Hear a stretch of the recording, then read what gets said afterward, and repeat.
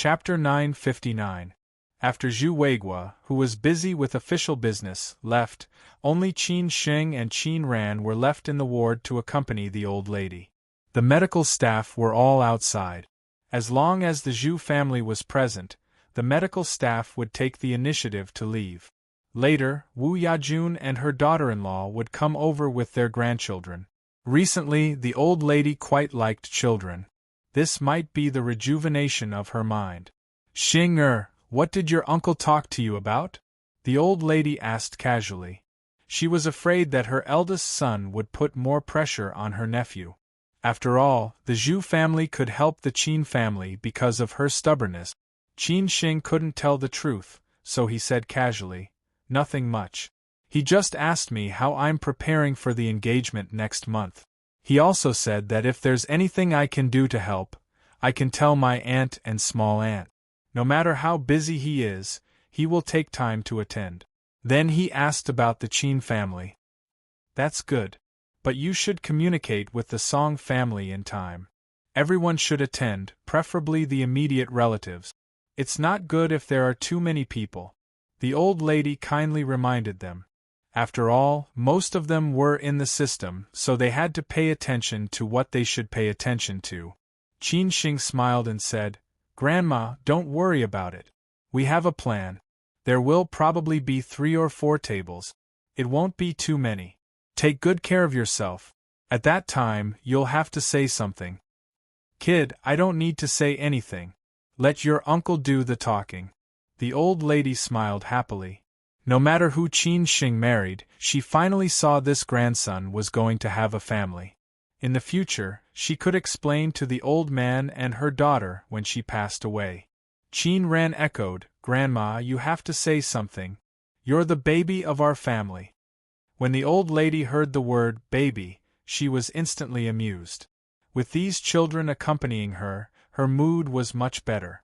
When people were old, they just wanted to have their children and grandchildren around their knees and reunite with their families. Her life could be considered to be complete. Qin Sheng and Qin Ran were not in a hurry to leave. They kept chatting with the old lady and amused her. They didn't leave until their aunt, Wu Yajun, came over with her cousin-in-law and the children. It was said that an old leader would come in the afternoon, and their aunt would accompany him.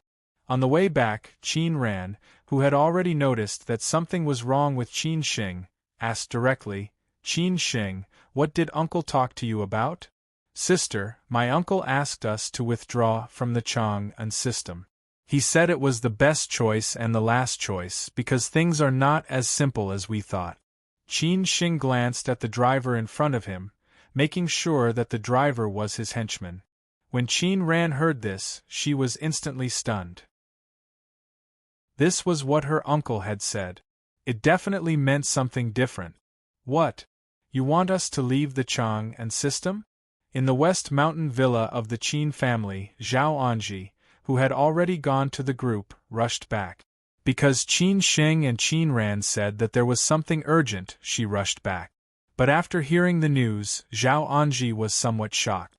Qin Sheng said slowly, "Auntie, I've told you what my uncle said. He said that if we don't give up the Chang'an organization, the Qin family will always be the focus. My father's pressure won't be reduced, and the ending won't change. Only when the Qin family gives up the Chang'an organization can we have a chance to turn things around." "Give up Chang'an system? That's easy for you to say. How much profit does the Chang'an faction have now? How can we give it up so easily?" "I think it's easy for him to say that." Zhao Anji did not agree, but retorted. Qin Ran said thoughtfully, "Auntie, I've thought about it carefully. I think my uncle is right. We should make a choice. Otherwise, we will be deeply involved in the internal strife of the Chang'an organization, and the Qin family will always be the target of public criticism. At that time, we will have no time or energy to save my father." Since Qin Sheng told her about this, Qin Ran had been thinking about it. It seemed that since the old man's accident, they had put all their energy into the affairs of the Chang'an organization, although their purpose was to save the old man.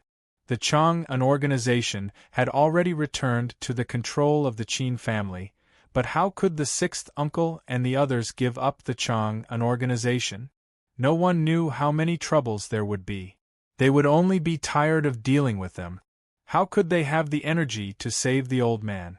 Zhao Anji insisted, "No, we have finally regained control of the Chang, an organization. How can we give it up so easily?"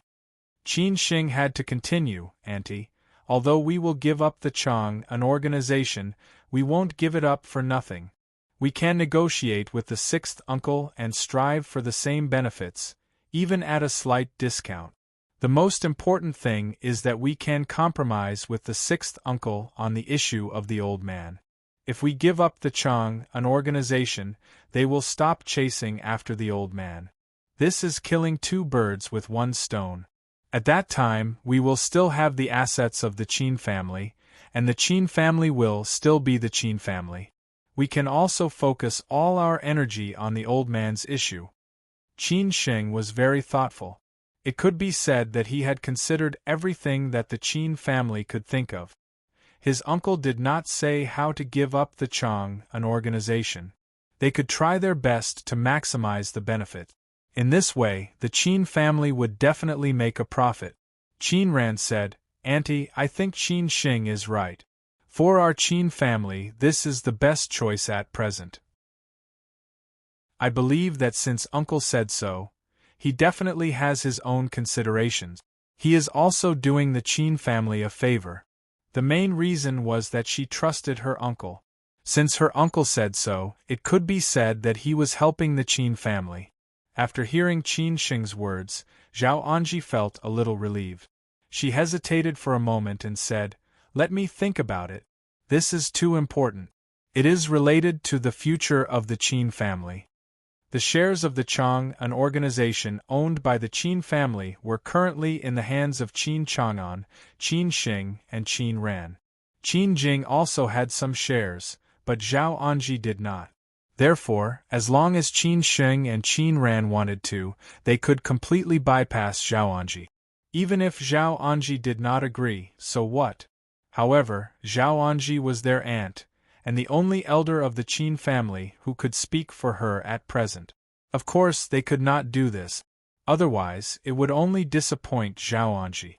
After all, Zhao Anji did not hesitate to come back from Canada for the Qin family. During this period, she had been worried about the Qin family.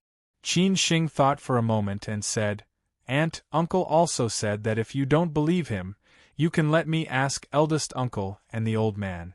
They will naturally understand what he means." This sentence made Zhao Anji fall into deep thought. If Zhu Weiguo did not have absolute confidence, he would not have said so. However, what Qin Xing said next directly shocked and annoyed Zhao Anji. Qin Xing said slowly, "Uncle also said that eldest uncle has already left Mount Wutai. He has come out of the mountain." "What?" Zhao Anji and Qin Ran almost said at the same time. Qin Xing had to repeat what Uncle said word by word. Then he said, "This is what Uncle said.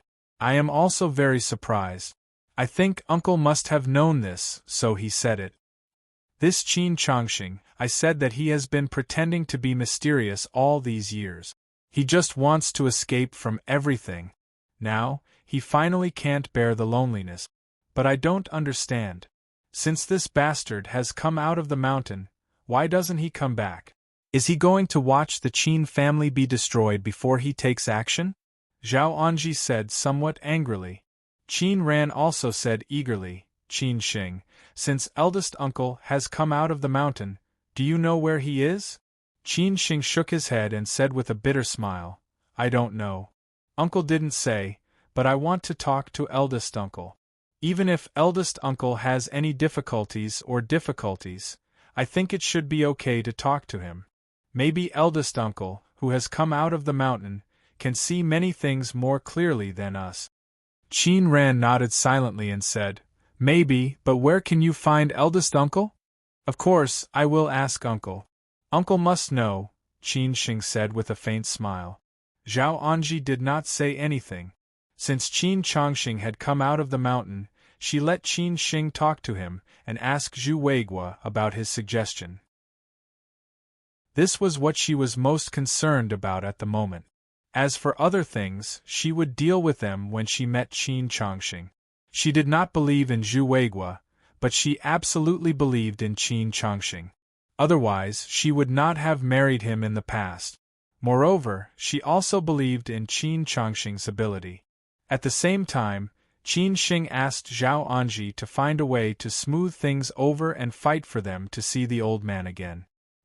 He also wanted to ask the old man's opinion. If both eldest uncle and the old man agreed, then they would naturally give up the Chang'an system without hesitation. Next, they would talk to sixth uncle about the deal. Qin Shing called his uncle Zhu Weiguo that afternoon. However, it was Zhu Weiguo's secretary who answered the phone. When Qin Shing was about to hang up, Zhu Weiguo's secretary said that he knew why Qin Shing called him. Before Qin Shing came to his senses, he had already told Qin Shing the answer he wanted to know, which was Qin Chongxing's whereabouts. Qin Shing was very surprised.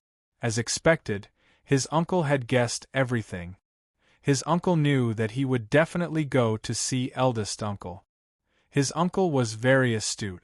Qin Shing did not waste any time and directly set off in the evening. Chapter 960. Was he there? The Qin family's crisis seemed to have reached a critical stage. Whether the Qin family could get out of it or not depended on their choice this time. If they could get out of it, they would only sacrifice Qin Chang'an's freedom. No matter what, Qin Chang'an would not be fine because many people would not agree. However, with the Qin family's efforts, Qin Chang'an could have a good ending. It would be easy for him to do what he wanted later. Even in prison, Qin Chang'an could still control everything in the Qin family.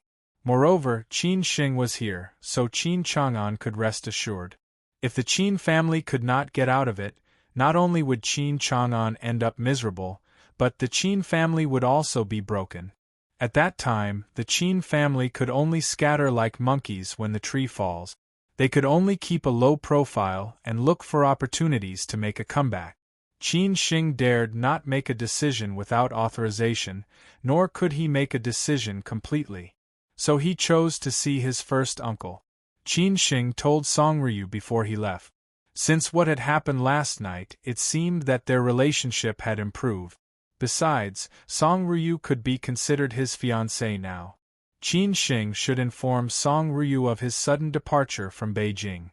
At the same time, Qin Shing also asked how Song Hushing was doing. Last night, he had thrown Song Hushing into the swimming pool under the watchful eyes of the public. Song Ryu had already given Qin Shing enough face by not coming to see him with a knife. After Qin Shing asked, Song Ryu told Qin Shing the reason. After what happened last night, the Song family got the news. Song Hushing, who wanted to make trouble for Qin Shing, was taken away directly. Old Master Song gave a strict order that Song Hushing could not leave home for a week. He also asked the guards to watch him 24 hours a day. Without his permission, no one was allowed to touch Song Hushing, not even his parents. Obviously, Old Master Song was very angry this time. He even scolded Song Hushing on the phone. Song Hushing had nowhere to vent his anger. He could only be locked up in the Sihyuan of the Song family. The main thing was that he refused to admit his mistake. This time, it was obvious that he would not turn back until he hit the wall. This time, Qin Sheng was going to meet his eldest uncle Qin Chongxing. Moreover, he was going to a faraway place, which was indeed a bit worrying. That was because Qin Shing had no one he could use by his side. Be it Gong Sun, Chang Baji, Brother Nangong Wu, etc., they were all in other places. If Qin Shing left Siju City, it would be more dangerous. In the end, Qin Shing could only ask for help from the He family. The news from his uncle was that his first uncle had left Wutai Mountain for Sanya, which surprised Qin Shing a little. He did not expect his first uncle to be so far away. This time, the Qin family had sent Fu Rong and He Wei, who were quite familiar with Qin Shing, to follow him to Hainan. With their strength, as long as they did not encounter any extremely difficult opponents, they would naturally be able to protect Qin Shing. The Qin family arranged for a business jet to fly directly to Sanya. They did not use Qin Chang'an's private jet. After all, it was too high profile and was not suitable to attract attention. Taking a step back, they chose a business jet to keep it a secret. They could not let outsiders know the purpose of Qin Shing going to Sanya, nor could they let outsiders know that Qin Changxing had left the mountain. This was a business jet under Hainan Airlines. Qin Shing did not know if this was a coincidence. During this period of time, Hainan Airlines news was not as lively as the Qin family's news. From buying in the past to selling now, what Hainan Airlines had experienced was also what the Qin family had experienced. Recently, the Chang'an family had also been selling, especially when they sold off a large number of overseas assets to raise funds. Hainan Airlines also sold off assets to return to its main business.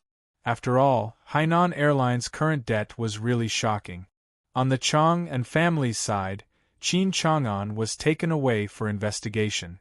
On the other hand, the former boss of Hainan Airlines had an accident and died in France.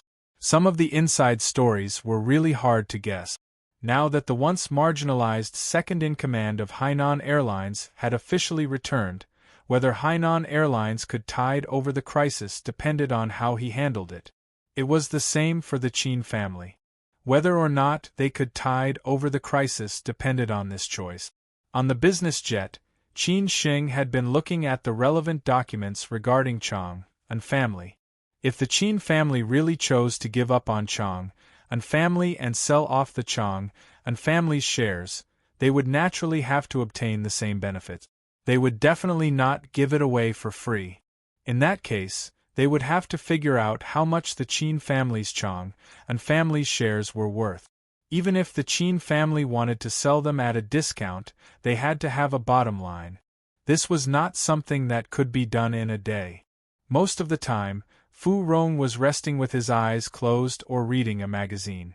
Occasionally, he would look at Qin Shing. This time, Qin Shing did not bring any of the Qin family's bodyguards with him. It could be seen how much he trusted the He family. After all, the He family was the only reliable guardian family. As for the ambitious Jing family, Qin Shing did not bother with them anymore. As for the Peerless woman in white, Qin Shing had not seen her or contacted her. He did not know where she was now. He Wei, who was quite handsome and could be said to be a combination of a pretty boy and a little fresh meat, had been chatting with two air stewardesses on the business jet. These two air stewardesses were indeed beautiful, and the young, rich, and handsome He Wei naturally attracted them. They chatted happily along the way and seemed to have exchanged contact information with each other. Qin Shing and Fu Rong saw this, but they did not bother to talk to him. This was He Wei's only hobby. However, he was not a promiscuous person. At most, he was just killing time. When they arrived at Sanya Phoenix Airport, it was already past 9 p.m. Sanya was really hot in this season. It was only suitable for Sanya during winter because it was also the peak tourist season. At this time, not many people would be willing to come to Sanya. However, when winter came, Sanya would instantly become Sanya City, one of the 3 provinces in the northeast, because there were too many northeasterners here. All the arrangements for this trip to Sanya were handled by the He family. The He family had many properties here, including hotels and high-class villas. Therefore, Qin Shing directly stayed in the He family's villa at Yalong Bay. After he unpacked his luggage, he brought Fu Rong and He Wei out for supper. It was almost midnight. To avoid being followed, they spent 1.5 hours on the road. They only felt relieved after changing 3 cars along the way. This showed how careful Qin Shing was. The food stall was near Yalong Bay, in a fishing village. It was recommended by He Wei.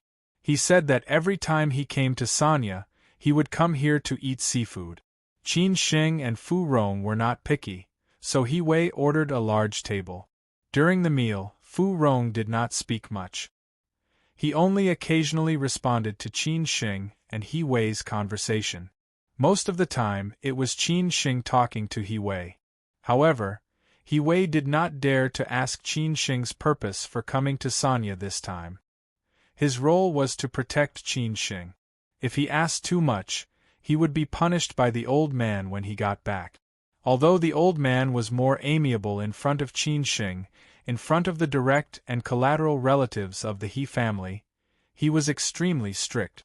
No one dared to disobey the old man. After supper, the three of them returned to the villa. Qin Shing stood on the balcony and looked at the sea for a while. He had not been to the beach for a while. The sea in Sanya was somewhat different from the sea in other places.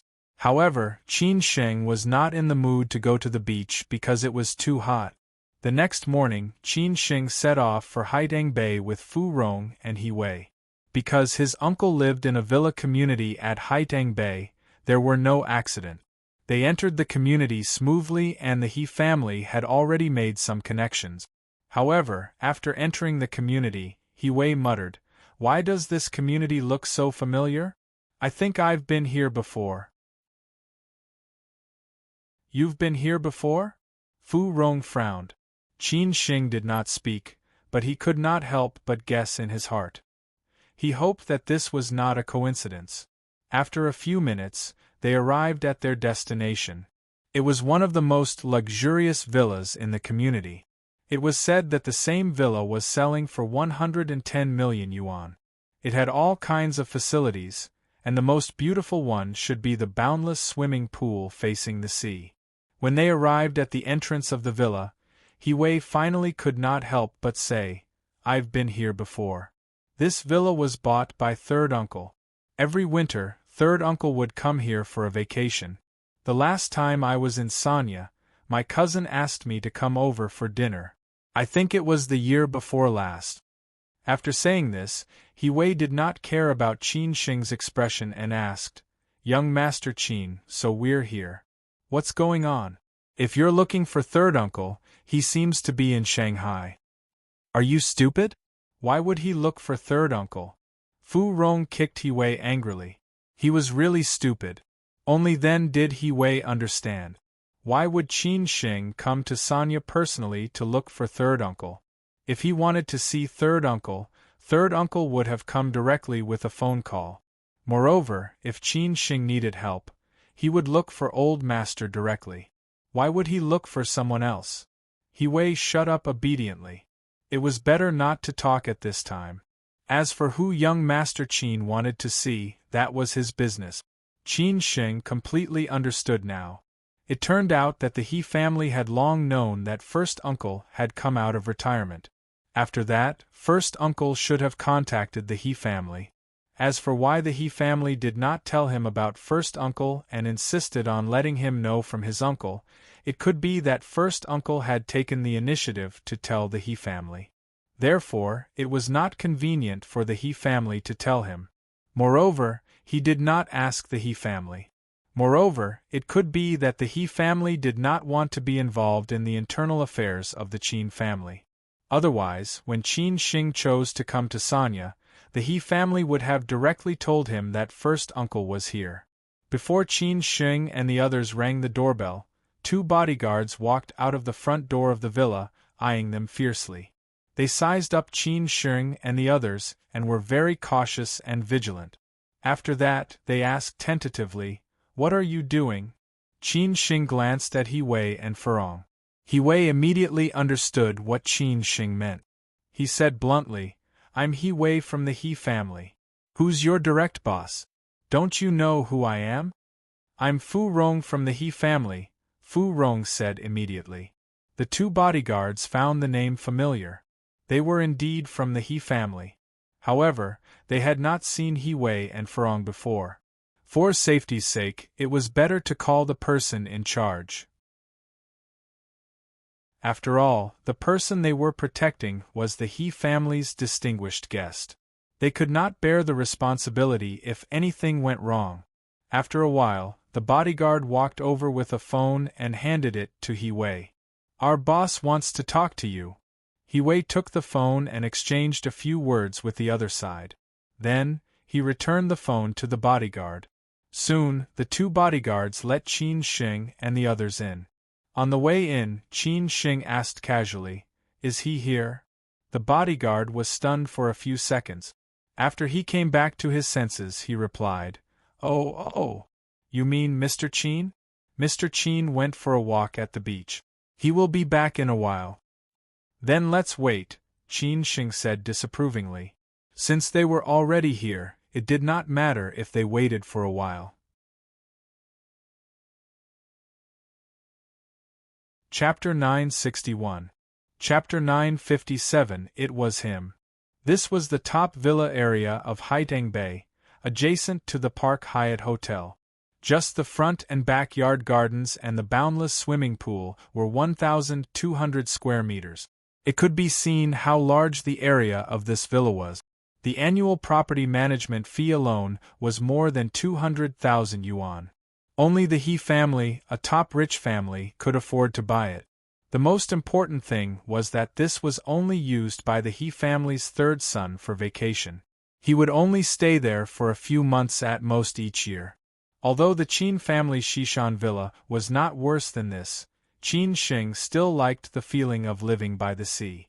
When he was in Xiamen, Qin Sheng liked to sit on the balcony of the second floor of the cafe and stare blankly at the sea. When the sun set, Lin Su gently nestled in his arms. That feeling was the peak of life. After entering the villa, Qin Sheng had nothing to do since his uncle was not back yet. After entering the villa, there was an 8-meter-high entrance hall. The space was very spacious. The golden wall decoration lines, the strong aluminum color, and the rich metal texture created a luxurious modern Hong Kong style. It was completely different from most of the White Sea View villas. Passing through the corridor was the living room. On both sides of the living room were huge floor-to-ceiling glass windows. The lighting was very good. The sun, the beach, the green trees, and the swimming pool were very good. Sitting in the living room, one could see the beautiful scenery of the boundless swimming pool. The furniture in the living room was also very compatible with the design of the villa. They were all top luxury brands. Qin Sheng walked around the living room twice and sat down. He did not go upstairs to look around. He only felt that the kitchen and dining room were very luxurious. After asking He Wei, he found out that the decoration of the kitchen alone cost more than 3 million yuan. It was really a villa built with money. The Qin family also had 3 villas in Sanya. However, Qin Sheng had never been there and did not have time to go. If he went there, he would know that the Qin family's villas were not worse than this one. Each of them was also worth more than 100 million yuan. It was said that the most expensive one was 300 million yuan. Every winter, Qin Chang'an would stay here with his friends for a few days. Sometimes, when he came to Sanya for meetings, he would also stay there. The other owners of the community were all big shots with high net worth. Qin Sheng sat in the living room and did not say a word. He Wei and Fu Rong looked at each other. This was indeed a little awkward. Qin Sheng had traveled thousands of miles to look for this VIP, and he was actually staying in the He family's villa. They actually did not know about it, but they were not sure if old Master Fu knew about it. Young Master Qin, we really don't know. Don't think that we're hiding it from you, He Wei explained, fearing that Qin Sheng would overthink. Qin Sheng smiled and shook his head as he said, I know you don't know. It has nothing to do with you. After hearing this, He Wei felt slightly more at ease. As for the other matters, it wasn't something he could care about. He was just a small character. After everyone waited in the living room for about half an hour, Qin Changxing, who had gone for a walk by the beach, finally came back. The villa's bodyguard had already told him over the phone that Qin Sheng had come. He was not surprised at all. However, he did not expect Qin Sheng to come so quickly. At present, only the He family's old master knew about his whereabouts. It seemed that the He family should have told Qin Sheng. When Qin Sheng saw this first uncle, he did not expect him to be dressed like this. He was wearing a white short-sleeved shirt and shorts, a cap and beach shoes. He was no longer the old monk who had practiced hard for more than 20 years. Instead, he was an old man who was more down to earth and human. However, the extraordinary temperament of his body could not be concealed. Qin Shing was stunned for a moment before he came to his senses.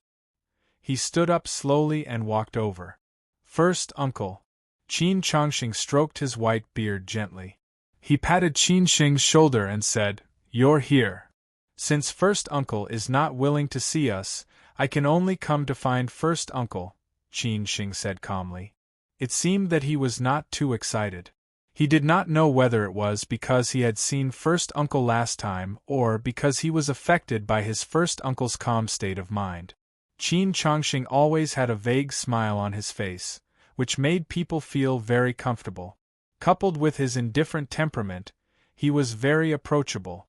He said casually, "I guess you haven't had breakfast yet. If you have anything to say, let's talk after breakfast." At this moment, Qin Chongqing had already walked past Qin Shing. He also saw Fu Rong and He Wei behind him. Fu Rong and He Wei felt a little uneasy at the moment. They had already heard Qin Shing call this old man, who they had never met but looked somewhat sage-like. Qin Shing called this old man first uncle.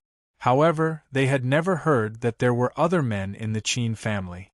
When did Qin Chang'an have an elder brother? Qin Chang'an's elder brother was such a powerful figure. No wonder Qin Shing would come all the way to see this man. The most important thing was that this man was related to the He family. Obviously, the old master knew about the existence of this task. Otherwise, why would he live in the He family's villa? Fu Rong and He Wei did not know how to greet him. They could only smile and nod politely. Qin Chongqing said softly, "Let's go for breakfast." They went to the dining room for breakfast. The servants in the villa had already prepared breakfast. They could ask the chef of the Park Hyatt Hotel to come over and make a family dinner at any time. However, Qin Chongqing was used to simple meals, so he did not have such a request. The breakfast was very simple. However, Fu Rong and He Wei were a little uneasy while eating. Qin Chongqing and Qin Shing did not speak either. They just lowered their heads and ate. This seemed to be the inheritance of the Qin family, so the atmosphere was a little heavy. He Wei was the first one who could not sit still. After eating a few mouthfuls, he stood up and said that he was full. The swimming pool looked pretty good and he wanted to go for a swim. He asked Fu Rong if he wanted to go. Fu Rong naturally agreed and they left. Not long after, Qin Shing and Qin Chongqing also finished their breakfast. Qin Chongqing stood up and said, "Let's go outside and sit for a while." They went to the garden of the villa and sat facing each other while bathing in the sunshine and sea breeze. There were 2 glasses of juice and fruits in front of them. Qin Chongqing took the initiative to ask, "How did you know I was here? Did the He family tell you or?" "Uncle, before I answer your question, can you answer mine first?" Qin Shing asked. Qin Chongqing smiled softly and said, "Go ahead." "Uncle, since you have decided to leave the mountain, why don't you go back to the Qin family? Why did you hide it from us?" Qin Shing asked unhappily. Qin Chongqing did not answer directly. After hesitating for a few seconds, he said calmly, "Qin Shing, do you think it is appropriate for me to go back at this time?" "Why is it not appropriate? You are a member of the Qin family. The Qin family is already in a precarious situation. Why is it not appropriate for you to go back?" Qin Shing said with some confusion. Looking at Qin Shing's extremely firm eyes, Qin Chongqing seemed to see the shadow of Qin Shing when he was young. However, they would not think about many things at the level of rejuvenation.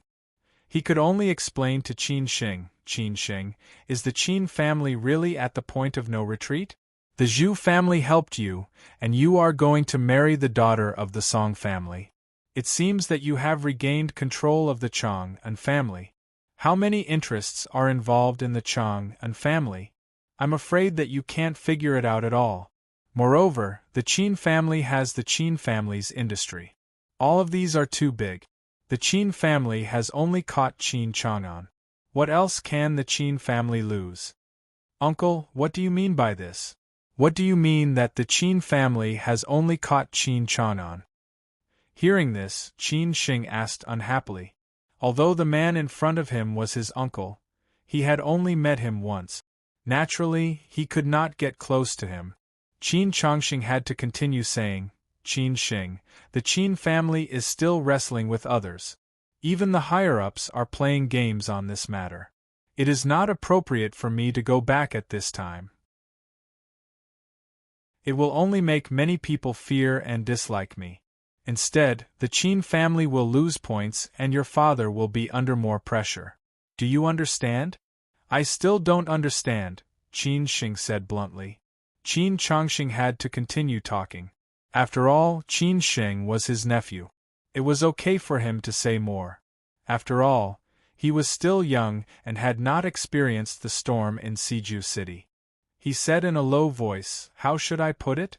That is, in many people's eyes, the Qin family is not so miserable. Is it really miserable? Do you think it is miserable? They think that the Qin family is still very prosperous, so they continue to suppress the Qin family. What happened to the Chang'an family was caused by the general trend. Many people took advantage of it. Therefore, the Qin family has not reached the most miserable point yet. If it really reaches the most miserable point, I will naturally go back. Qin Shing was silent and thought about what his uncle had said carefully. It seemed to be reasonable. In the eyes of some people, the Qin family was in trouble now.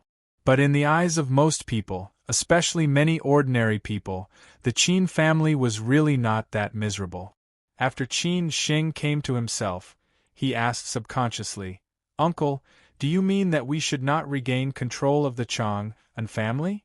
Qin Changxing was a little surprised. It did not occur to him that Qin Shing would say this. He frowned and said, It seems that someone has already told you to do so. Uncle, do you also think so? Qin Shing asked in reply. Qin Changxing said honestly, Now the Chang'an family is a hot potato. Whoever owns it will be in deep trouble. Let's take a step back and think about it. The Chang'an family may be a bait. Some people are waiting for everyone to jump out. At that time, it will also be the time to end. Because the Chang'an family has been developing too fast and has taken a lot of shortcuts in recent years, this is not allowed by a country. So killing the Chang'an family is just killing the chicken to warn the monkey. Qin Changxing's words were very straightforward, and he did not hide anything. If he had not said this, Qin Shing would not have realized how serious it was. As expected, after Qin Shing heard this, he was shocked for a long time. He finally understood why his uncle wanted the Qin family to give up the Chang'an family. It was just that his uncle did not say it directly. Now his uncle had given him the answer. Qin Shing felt sweat on his forehead. After he came to himself, he subconsciously wiped the sweat off and said honestly, Uncle, didn't you ask me who told you about this? Who? Qin Changxing vaguely had a few answers. Qin Shing replied, Not old Master He, but my uncle. Qin Changxing nodded slightly. It seemed that he was not surprised, because the current Zhu Weigua did have this ability. It seemed that he had been paying attention to the Qin family. Qin Shing continued, Uncle, didn't you just say that it seems that someone has told me to do so? Indeed, someone has told me, and this person is also my uncle. As expected, it is him. Qin Changxing muttered to himself, because the person who could see the interests at stake must be at a very high level.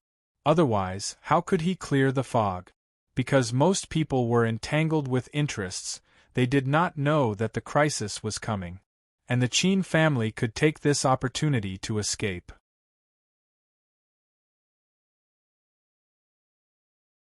Chapter 962. He alone is not enough as the protector family of the Qin family.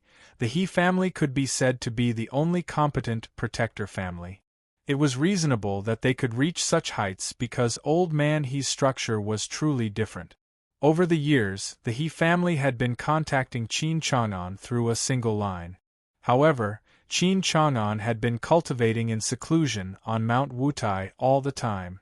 Moreover, the Qin family could be said to have enjoyed a limitless life in recent years. They did not need the He family's help. Moreover, Old Master Qin had also set a rule in those days that forbade them from contacting other members of the Qin family casually. Consequently, the He family and the Qin family had never interacted with each other. It was not until the Qin family was in trouble that the He family surfaced. Qin Changxing had always been in charge of the three guardian families. Therefore, Old Master He naturally had the biggest opinion of Qin Changxing. Qin Changxing finally came out of retirement. Of course, it was for the Qin family. He had his reasons for not rushing back to the Qin family, but going to Sanya for a vacation. Old Master He did not come to see Qin Changxing rashly, nor did he reveal Qin Changxing's whereabouts to anyone, including Qin Xing. That was why there was such a misunderstanding. Qin Changxing's words had completely convinced Qin Xing. Although he had been staying on Mount Wutai all these years, his state of mind had become more and more stable. His mind was as still as water and as firm as a rock. When he looked at a problem, he would think out of the circle. Since he had decided to leave the mountain, Qin Changxing had reviewed all the possible situations of the Qin family's crisis and the logic behind it. The most important thing was that everything should be played within the rules of the general trend of the country, instead of just scheming against a few interest groups. That way, the scope would be too small, and the probability of losing would be very high. After all, what happened to the Qin family was not an accident, and the development of the Chang'an faction was not an exception. There were other reasons behind everything. If the Qin family wanted to escape, it would not be as easy as they had imagined. However, it was not that there was no chance. Everything had to be carried out according to plan. According to his first uncle's logic, he started to think deeper. It seemed that what his first uncle said was right. No wonder his uncle would say that. It seemed that his uncle and his first uncle had the same idea. He could not help but admire his first uncle's ability. His uncle could see all this because of his position, while his first uncle sorted out the truth as an outsider. No wonder his first uncle was not in a hurry to go home even though he had left the mountain. It was because the Qin family had not reached that stage yet. Qin Changxing waited until Qin Xing came back to his senses before he said, "I know about the Qin family's recent affairs. The Zhu family has been very concerned about the Qin family's affairs. Your grandmother has also done her best for you. Otherwise, why would she come back to Beijing from Shanghai? If it weren't for the old madam, I'm afraid that the Song family would not have agreed to this marriage. As for whether you are willing or not, I think you have long stopped considering it." Qin Xing said, "Song Ryu is very outstanding. I don't know how many people want to marry her. I'm lucky to marry her." Qin Changxing asked in reply, "But do you really like her? She may not be the woman you love deeply. I've heard a lot of things." Qin Xing shook his head and smiled bitterly as he said, "I do like her, but not to the extent of deep love. Uncle, I know you are talking about Lin Su. It's not a big deal for her to sacrifice her personal happiness for the Qin family." Qin Changxing frowned and said, "These things are all your business. How do you choose and what price you will bear in the end? You can think about it yourself. I won't interfere in your decision. Moreover, I have no right to criticize you, right?" Qin Xing said, "Uncle, let's not talk about these things. Although Auntie doesn't say it, she still loves you in her heart. Otherwise, she would not have come back from Canada. Everything is for you, Uncle." Qin Changxing said thoughtfully, "I know that she still loves me, but I also know that she hates me very much. However, I know her temper, so I don't want to say anything more. She is already so old and there are too many bad relationships in her life. No one can calculate them clearly. However, I still want to thank her for the matter of the Qin family. It's just that her ability is limited, and she is not suitable to deal with these things of the Qin family. Moreover, she values interests too much, which makes it easier for her to make mistakes. I think if you tell her that you want to give up the Chang'an system, she will never agree. Qin Sheng was surprised and said, "Uncle, how do you know?" Qin Changxing smiled faintly and said, "She is soft-hearted. She thinks that these things are accumulated by the Qin family bit by bit. She definitely can't bear to give them up. However, she can't see the deeper things. In the face of the general trend of the country, she must be willing to give up. Otherwise, she will end up with nothing." Qin Sheng asked, "Uncle, then what should we do next?" Qin Changxing said meaningfully, "You should already have a plan in your heart. Since you have chosen to give up, you need to start looking for the next one. To put it bluntly, you need to let the next one be the scapegoat. Who has the ability to be the scapegoat? So how to make the next one trust you and how to put on a good show, it all depends on your own ability." Qin Sheng asked tentatively, "What about the sixth uncle?" Qin Changxing said calmly, "He alone is not enough, and his share is not enough. It depends on who wants to share this cake." Qin Sheng said quietly, "Uncle, then I know what to do." After talking about these things, Qin Sheng felt that this trip to Sanya was not in vain. Everything was extremely clear. Next, he needed to do something. Qin Sheng could not help but ask, "Uncle, what about my father?" Qin Changxing let out a long sigh and said, "How can such a big thing pass so easily? Everyone is watching. Moreover, he has offended a lot of people these years. I think he should already know his ending. The Qin family should also lie low for a period of time." After hearing this, Qin Sheng felt a little sad. He frowned and said, "Is there any other way? I can only try to reduce the sentence by a few years. At that time, try to fight for a medical parole and live a peaceful life." Qin Changxing had already figured out his brother Qin Chang'an's ending. Maybe he had also thought about it. Qin Sheng did not say anything. Maybe this was really the only way. Qin Changxing had nothing to do, so he chatted, "Qin Sheng, no matter who you marry, it is your choice. But don't let the girl down. After all, she did nothing wrong, understand?" "Uncle, I understand." Qin Sheng nodded silently. Of course, he understood what his uncle meant. At this time, Qin Changxing slowly stood up and said, "Okay, we have almost talked about what should be talked about. If you have any more questions, you can find me at any time. I am going to read." Qin Sheng said directly, "Uncle, there is nothing else. I am going back to Beijing in the afternoon." Qin Changxing replied with a smile, "Why are you in such a hurry? There are many things in life that do not need to be fought for. It is good to take a break from time to time. It is not easy to come to Sanya. The beach is sunny and you can relax. It is not too late to leave tomorrow." Qin Sheng thought for a moment. Since his uncle had already said so, he was embarrassed to leave in the afternoon. He could only agree to stay for one more day and leave tomorrow. After Qin Changxing went back to the villa to rest, Qin Sheng had nothing to do, so he went to the swimming pool to look for Fu Rong and He Wei. Because they were of the same age. Although there was some distance because of his identity, they were not like the bodyguards of the Qin family. Except for Ba He and Brother Wu, no one dared to talk to him. He Wei was really playing in the swimming pool. Qin Sheng did not know where he found the swimming trunks. This swimming pool was much bigger than the swimming pools of ordinary villas. He could swim in it to his heart's content. If it were not for the big waves in Sanya, it would be more comfortable to swim in the sea. But it seemed that He Wei was not bad at swimming. One moment, he was breaststroke, and the next moment, he was butterfly and backstroke. Qin Sheng sighed. Fu Rong did not swim. She just lay under the umbrella and looked at the sea. Qin Sheng walked over and sat beside her. He smiled and said, "Why don't you go for a swim?" "It's too hot," Fu Rong replied. Qin Sheng teased, "Or is it because your body is too sexy and makes us men commit crimes?" None of you men are good. Fu Rong snorted.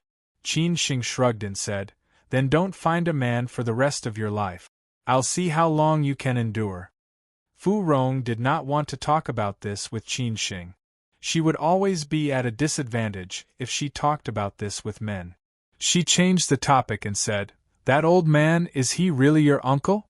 Yes, not only is he real, he's my father's biological brother. What do you think? Qin Shing said casually. Fu Rong was surprised and said, Then why have we never heard of him before? There are many things that you haven't heard of. Don't say that you haven't heard of it, I didn't know before either. But you two better keep this a secret. If it is spread out, don't blame me for killing you. I don't think I need to do anything, old master, he will do it himself. Qin Shing said half-jokingly.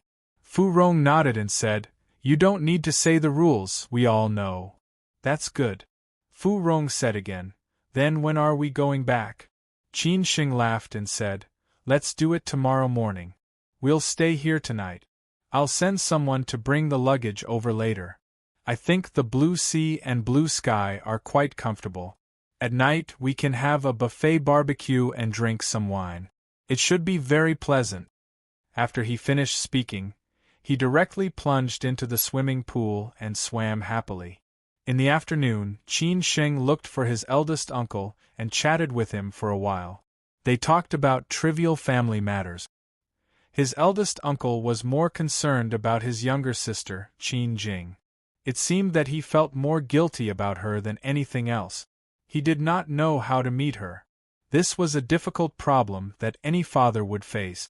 No matter how detached Qin Chongxing was from worldly affairs, it was the same.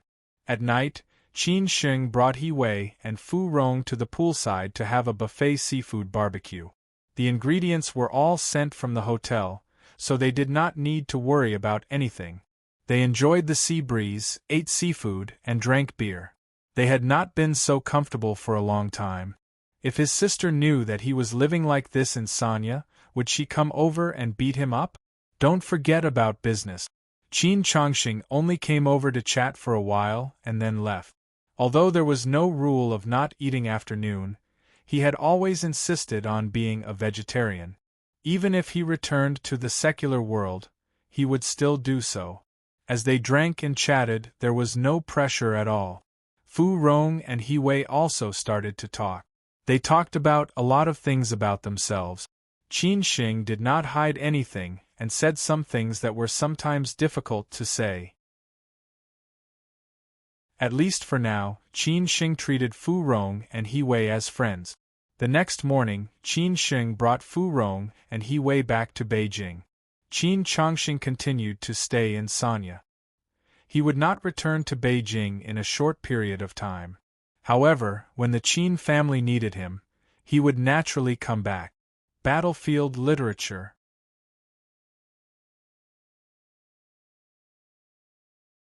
Chapter 963. After the trip to Sanya, Qin Shing began to plan his next step. How could he let the Qin family get out of this unscathed? How could he lure the sixth uncle and the others into a compromise? This was not a good show. Anyway, since it had come to this, there was no need to hurry. Everything would go according to the plan. It was just that it was not easy for him to regain control of the Chong-un faction. If he gave it to someone else like this, those trusted subordinates of the Qin family in the Chong-un faction would probably be disappointed. Then, he would stop targeting Dalian and Shenzhen for the time being. When the Qin family completely got rid of the Chong-un faction, he would go all out to deal with them. Finally, he would reorganize the Qin family's existing properties and the properties after the exchange of interests. When some people left, others would come in and a new Qin family would be born. After Qin Shing arrived in Beijing, he did not go back to the Qin family immediately. Instead, he went to the He family with Fu Rong and He Wei. He had something to discuss with Old Master He. In the He family's garden, Old Master He was sitting in the pavilion feeding the fish. Qin Shing sat next to him and said, "Old He, if I knew you already knew my uncle's whereabouts, I wouldn't have asked others." Old master, you're the one who is sitting on the fishing platform. Qin Shing, you can't say that. Your uncle told me not to let anyone know his whereabouts, including the Qin family. How could I not listen to him? I'm old, and I've become a toiling old man. Now, worrying about the Qin family's matters is even more troublesome than worrying about the He family's matters. I guess he was afraid that you would not go back to the Qin family. That's why he didn't tell you on purpose, old master, he said with a smile. Qin Shing did not blame old master He. He said with a smile, "Okay, I'm relieved that the He family will take care of my uncle's affairs. It's not suitable for him to go home now. Let's wait until the Qin family's affairs are settled. But today I called you here for something else." "What is it? Is it your idea or your uncle's?" Old master He put down the plate in his hand and turned around to ask. Qin Shing put away his playful look and said seriously, "Old master, the Qin family is going to give up the Chang'an system. Please spread the news that the Qin family is going to sell their shares of the Chang'an system. Let's see who is willing to take over." "What? The Qin family is going to sell their shares of the Chang'an system? Why, that's a bit too sudden. It wasn't easy for you to regain control of the Chang'an faction." Old man He was a bit confused and shocked. Qin Shing shook his head and said, "I don't care about this. This is my eldest uncle's idea as well as mine. What if the He family takes over part of it?" Actually, he was also interested in some high-quality assets of the Chang'an family. Anyway, it was the same to sell them to others or to the He family. Qin Shing chuckled and said, "Old master, the Qin family has been in trouble for a long time. The Chang'an department is now a hot potato. Is the He family willing to take over?" "Old master," he said confidently, "Qin Shing, the Qin family is different from the He family. After the He family takes over, the significance will be different. Moreover, the He family will only take over a part of it. Just treat it as us taking advantage of it. As for the rest, we can just sell it to others. We will find a way to back out when the time comes. Since this is a favor to the Qin family, it will also benefit the He family. It's killing two birds with one stone." Qin Shing didn't think too much about it. He just said, "Old master, you have to think about it carefully. Don't mess up when the time comes. Even if it's ruined, it will be a favor to the Qin family. It won't hurt the He family. Don't worry, old master," he said disapprovingly. Of course, he had his own plan. It was just that his idea was different from the Qin family's. Qin Shing sighed and said, "Old master, I thank the He family on behalf of the Qin family. We owe the He family a favor. When the Qin family completely gets through the trouble, if the He family needs any help in the future, just let me know." "What you said is a slap in my face. Without the Qin family, the He family would not be where it is today. All these are just good karma, not a favor. As for the future, let's talk about it later." Old master He waved his hand and said. Qin Shing smiled and said, "Okay, then I won't disturb you anymore. I'll go back first. I'll visit another day. I'll inform you if there's any news." Old master He stood up and then asked He Wei to send Qin Shing off. When Qin Shing returned to the West Mountain villa of the Qin family, Zhao Anji and Qin Ran had been waiting for a long time. During this period, they called Qin Shing several times to urge him. They thought that something had happened to Qin Shing. "Why did you come back so late? Why didn't you answer my call?" Qin Ran complained. Qin Shing explained, "After arriving, I went to the He family first and talked with old master He about some things. That's why I was delayed." "You haven't had lunch yet, right? Let's talk while eating," Zhao Anji said casually. In the Qin family's dining room, other than Qin Shing, there were only Zhao Anji and Qin Ran. Qin Jing did not come back from work. After eating a few mouthfuls, Qin Ran asked impatiently, "How is it? Did you see Uncle?" Zhao Anji looked indifferent. She stood up and looked forward to Qin Shing's answer. Qin Shing said honestly, "Yes, I saw him. Uncle gave me the address. How could I not see him? What did Uncle say? Didn't he say why he didn't come back? Qin Ran continued to ask. Qin Xing said slowly, Uncle said that it's not appropriate for him to come back at this time. It will only make things worse for the Qin family. He will come back when the time is right. He also said that he has been keeping an eye on the Qin family. If he really has no other choice, he will come back. Coward. He will be like this for the rest of his life. It's fine if he doesn't come back, Zhao Anji said impatiently. Qin Xing had to explain, Auntie, Uncle is not such a person. He is just more cautious and thoughtful than us. We still have to respect his opinion. I know he always has a reason, Zhao Anji said disdainfully. The resentment between Uncle and Auntie was not something that Qin Sheng and Qin Ran could solve. As for when they could reconcile, it was up to them. Qin Ran just asked with concern, Have you told Uncle about Uncle's suggestion? What did Uncle say? Qin Sheng said seriously, I haven't told Uncle's suggestion yet. Uncle gave the same suggestion. It can be said that we have the same idea without prior consultation. Uncle also wants us to give up Chang'an. He said that Chang'an is now a hot potato. Whoever gets it will be a scourge. It's better to give it to others in exchange for enough benefit. In this way we can also spare energy for the old man. After hearing this, Zhao Anji and Qin Ran looked at each other and didn't know what to say for a while. Qin Ran was a little shocked. It did not occur to her that Uncle and Uncle actually had the same idea.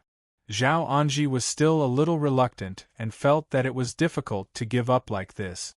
However, since Zhu Weigua and Qin Changxing both had the same idea, she had no reason to oppose it.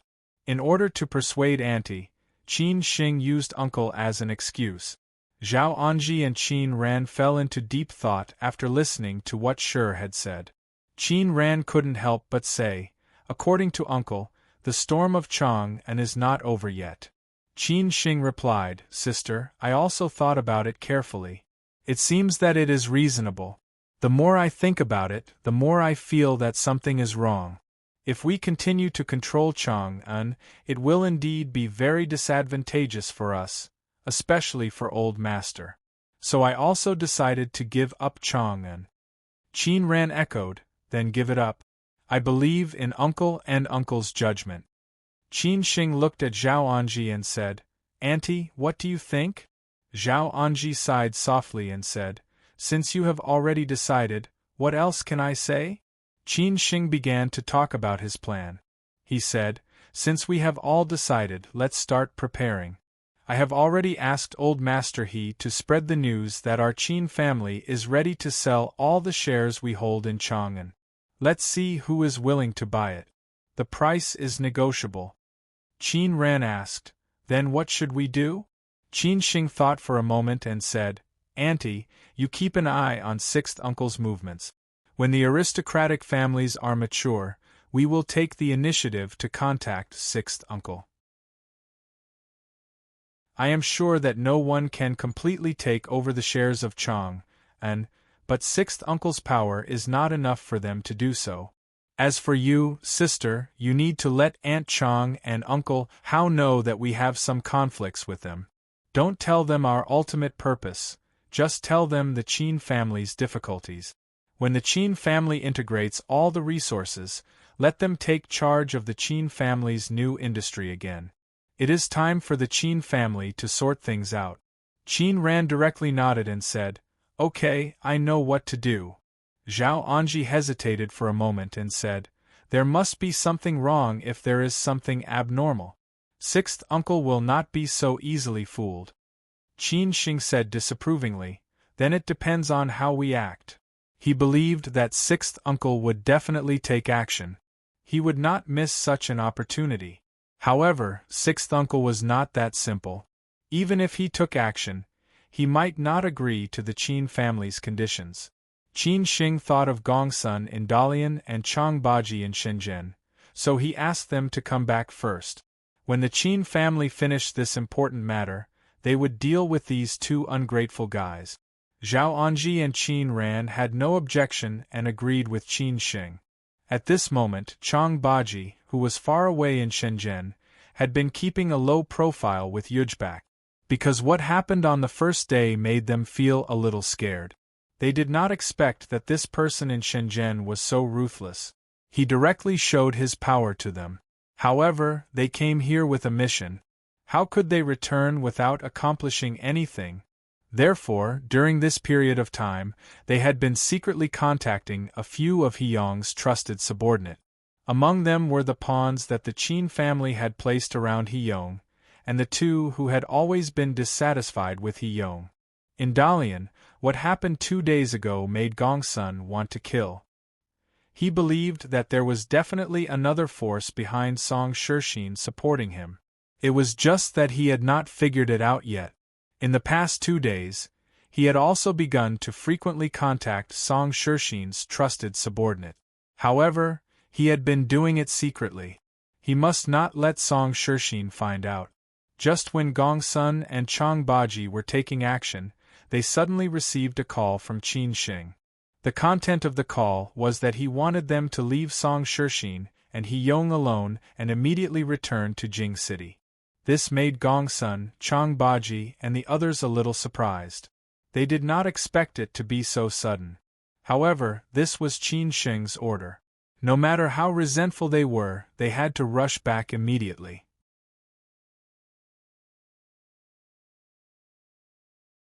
Chapter 964. It must be done in Dalian. Gongsun and Nangong had already changed places. Debao and Erbao were secretly keeping an eye on Song Shixin, while Gongsun and Nangong were secretly contacting other people. However, Qin Sheng's phone call completely disrupted their plans. Nangong was somewhat indignant, while Gongsun did not have any opinion. What does Qin Sheng mean? We finally made a breakthrough in Dalian, but he asked us to go back. Then why did we come to Dalian? Nangong was somewhat annoyed. She had always had a problem with Qin Sheng. He did not have the decisiveness of his foster father, which led to the current situation of the Qin family. Gongsun said faintly, "Nangong, since Qin Sheng called, it means that something happened. Otherwise, why would he be so anxious? Let's put aside the matter in Dalian first. Anyway, Song Shixin is here, and he can't run away. We can deal with him next time." Nangong snorted. Gongsun had no choice but to make arrangements. "Let's book the earliest train back tomorrow. When Debao and Erbao arrive later, let them know. Let them keep an eye on Song Shixin first." Nangong did not say anything. She was just sulking. Half an hour later, Debao and Erbao arrived at the small hotel where Gongsun and Nangong were staying. This was an ordinary express hotel opened by Big Uncle's friend. It was relatively quiet in the suburbs, not easy to be discovered, and there was no need to go through check-in procedures. When Gongsun told them that they were going back to Beijing, Debao was very surprised and said, "Why are you in such a hurry? What about the matter in Dalian?" "We have something to do in Beijing, so we have to go back first. Let's put aside the matter in Dalian first. You keep an eye on it secretly. When we finish our business in Beijing, we will come back then," Gongsun said. Erbao nodded silently and said, "Okay." However, Nangong Meiji had only been here for a few days and was about to leave. They were somewhat reluctant to part with her. After spending a few days with Nangong Meiji, they began to like her more and more. Although she had a bad temper and they couldn't beat her, they still liked her. What could they do? Erbao said somewhat mischievously, "Nangong Meiji, we will think about you after you leave. We will wait for you to come to Dalian next time. At that time, we will show you around." Nangong stared at Erbao and did not say anything. Gongsun did not know whether to laugh or cry as he said, "Let's talk about what you have found at Song Shixin's place in the past 2 days. Recently, Song Shixin has been in contact with 2 strange men. I heard that they are not from Dalian. Moreover, we heard from the servants in Song Shixin's villa that these 2 strange men have been mentioning 2 names that they have never heard of. De Bao told them what they had inquired about. Song Shirshin has been in contact with two strange men. Gong Sun asked curiously, which two names? One is called Sixth Uncle, De Bao replied truthfully. Sixth Uncle, it really is him. I was wondering where Song Shirshin got his courage from. It turns out that he has Sixth Uncle supporting him from behind. Sixth Uncle's tentacles are too long. He actually wants to take drastic measures. It looks like he really wants to kill the Qin family, said Gong Sun with narrowed eyes. Bao asked confusedly, Mr. Gong Sun, who is this Sixth Uncle? What's his background? Let's not talk about this first. Who is the other person's name? Gong Sun continued asking. De Bao slowly said, the other one is called Elder Long. What? Gong Sun was shocked. De Bao repeated. He said the other one is called Elder Long. After confirming the answer again, Gong Sun instantly fell into deep thought. He had not heard this name for a long time. Elder Long. He did not expect that after so many years, this name would appear again. He was wondering why so many things were so strange. It turned out that this force had appeared. Then many things could be understood. It seemed that Elder Long had contacted Sixth Uncle. It seemed that he had to return to Beijing as soon as possible. Otherwise, the Qin family was likely to be in trouble again. Because this Elder Long was the real enemy of the Qin family. In contrast, Nangong did not have any conflict in Shenzhen. After Qin Sheng hung up the phone, Chang Baji had already booked the plane tickets. They would also return to Beijing the next morning. During this period of time in Shenzhen, life was really difficult. They had been hiding here and there. When did the Qin family become so cautious? Whether it was Wu Gij or Bach, they did not ask why. Because naturally it was because of other things. When Gongsun Nangong, Chang Baji, Wu Gij, and Bach returned to the Qin family, it was already noon the next day. Zhao Anji and Qin Ran were not there. They had gone to the company. Qin Xing asked the kitchen to prepare a table of sumptuous lunch for them. Of course, he also wanted to know what had happened during this period of time. During this period of time, everyone has worked hard. I know that you are a little resentful about being suddenly called back by me.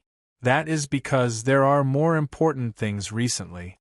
We will talk about Song Shirshin and He Yong later. You have suffered during this period of time. I will let you vent your anger. This glass of wine, I propose a toast to everyone. Qin Xing held a glass of red wine and smiled. No one said anything. Although Nangong was resentful after seeing Qin Xing, he did not ask any more. After a toast, everyone drank up. After sitting down, Qin Xing first invited everyone to eat. Then he asked, "Tell me, what is the situation in Dalian and Shenzhen?" Chang Baji took the initiative to say, "The situation in Shenzhen is similar to what I reported to you on the phone. He Yong has already made up his mind to rebel against the Qin family. At present, he has already transferred his assets and so on. We just arrived in Shenzhen, and there was an accident. If we were not cautious, it might not be so easy for us to come back. He Yong is quite bold. No wonder the old man dared to put him in Shenzhen," Qin Xing said, squinting his eyes. Chang Baji continued, "We all suspect that there is someone behind He Yong. Otherwise, he would not be so bold. However, he still left a lot of evidence. We have contacted our informants. According to the situation we understand, as long as the Qin family controls these things, it is enough to make He Yong die without a burial place. At that time, no matter how much the Qin family has eaten, they will have to pay back." "That's good. In this case, we are not in a hurry," Qin Xing said with a smile. Then he looked at Gongsun and said, "Uncle Gongsun, what is the situation in Dalian?" Gongsun said unhurriedly, "The situation in Dalian is similar to that in Shenzhen.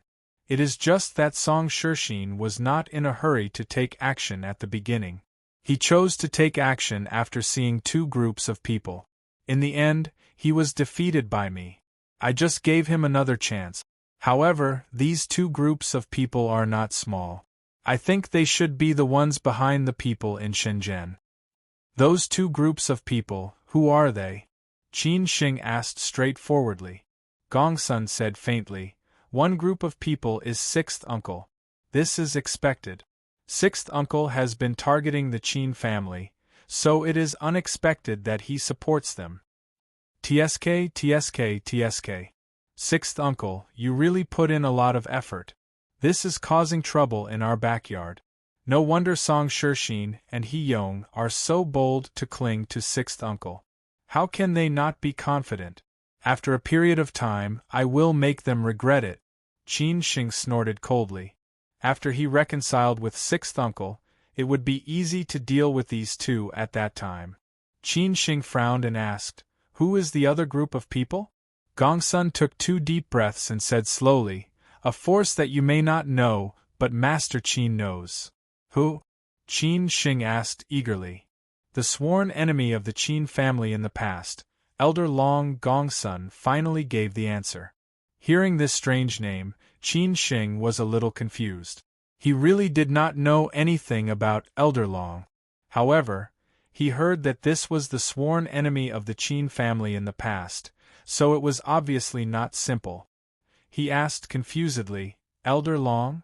Gongsun's face was a little pale as he said, well, a person who disappeared for a long time. Master Qin has been looking for him for many years. However, you don't need to know who he is. You only need to know that he may be the mastermind behind your mother's accident back then. This was something that he and the whole Qin family were not willing to face, but they had to face it. After hearing this, Qin Shing suddenly stood up as if he had been electrocuted. He clenched his fists and stared at Gongsun. His eyes were full of murderous intent, and he was almost in a state of rage. The atmosphere instantly dropped to the freezing point, because he had been waiting for this person to show up. In the past, Qin Shing did not know who the mastermind behind his mother's accident was. But now that he knew, he must find him and then tear him into pieces to avenge his mother. It was this person who caused him and his sister to lose their mother. Whenever he thought of that person's voice and smile, which made him cry so many times in his dreams, he would be filled with hatred and murderous intent. He could do nothing but avenge his mother's death. Finally, Qin Shing gnashed his teeth and said, I must make him die without a burial place. After that, Qin Shing directly gave an order to Chang Baji. Lao Chang, from today on, you only have one task, which is to find this Elder Long for me. However, don't act rashly. I will do it by myself. Chang Baji immediately stood up and said, understood. Everyone could see how determined Qin Shing was. After all, this was his mother's murderer. Now that Qin Shing had grown up, of course, he would kill his enemy by himself. Otherwise, he would be too ashamed to see his mother. However, everyone was also very clear that this Elder Long was not an ordinary person. Otherwise, the Qin family and the Zhu family would not have taken action against him for so many years. Qin Shing did not want to tell others about this news for the time being, so he immediately told everyone present not to leak this news. If anyone leaked this news, he would be ruthless. He would wait until the time was right. If he told others now, they might worry that he would take risks out of desperation. Moreover, they only knew that this person had appeared, but didn't know his specific whereabouts. This time, he was not only the Qin family's opponent, but also the Zhu family's opponent. If the Zhu family knew about this, they would definitely take action, because today, the Zhu family had the power to do so. Chang Baji's task had been arranged, and the others' tasks were still pending. Only Gongsun was going to help Zhao Anji. In the following days, everyone would definitely be busy. Since Elder Long and the Sixth Uncle had joined hands, anything could happen. What Qin Shing needed to do at least was to break this alliance. Consequently, it was imperative to give up the Chang'an school. Battlefield literature.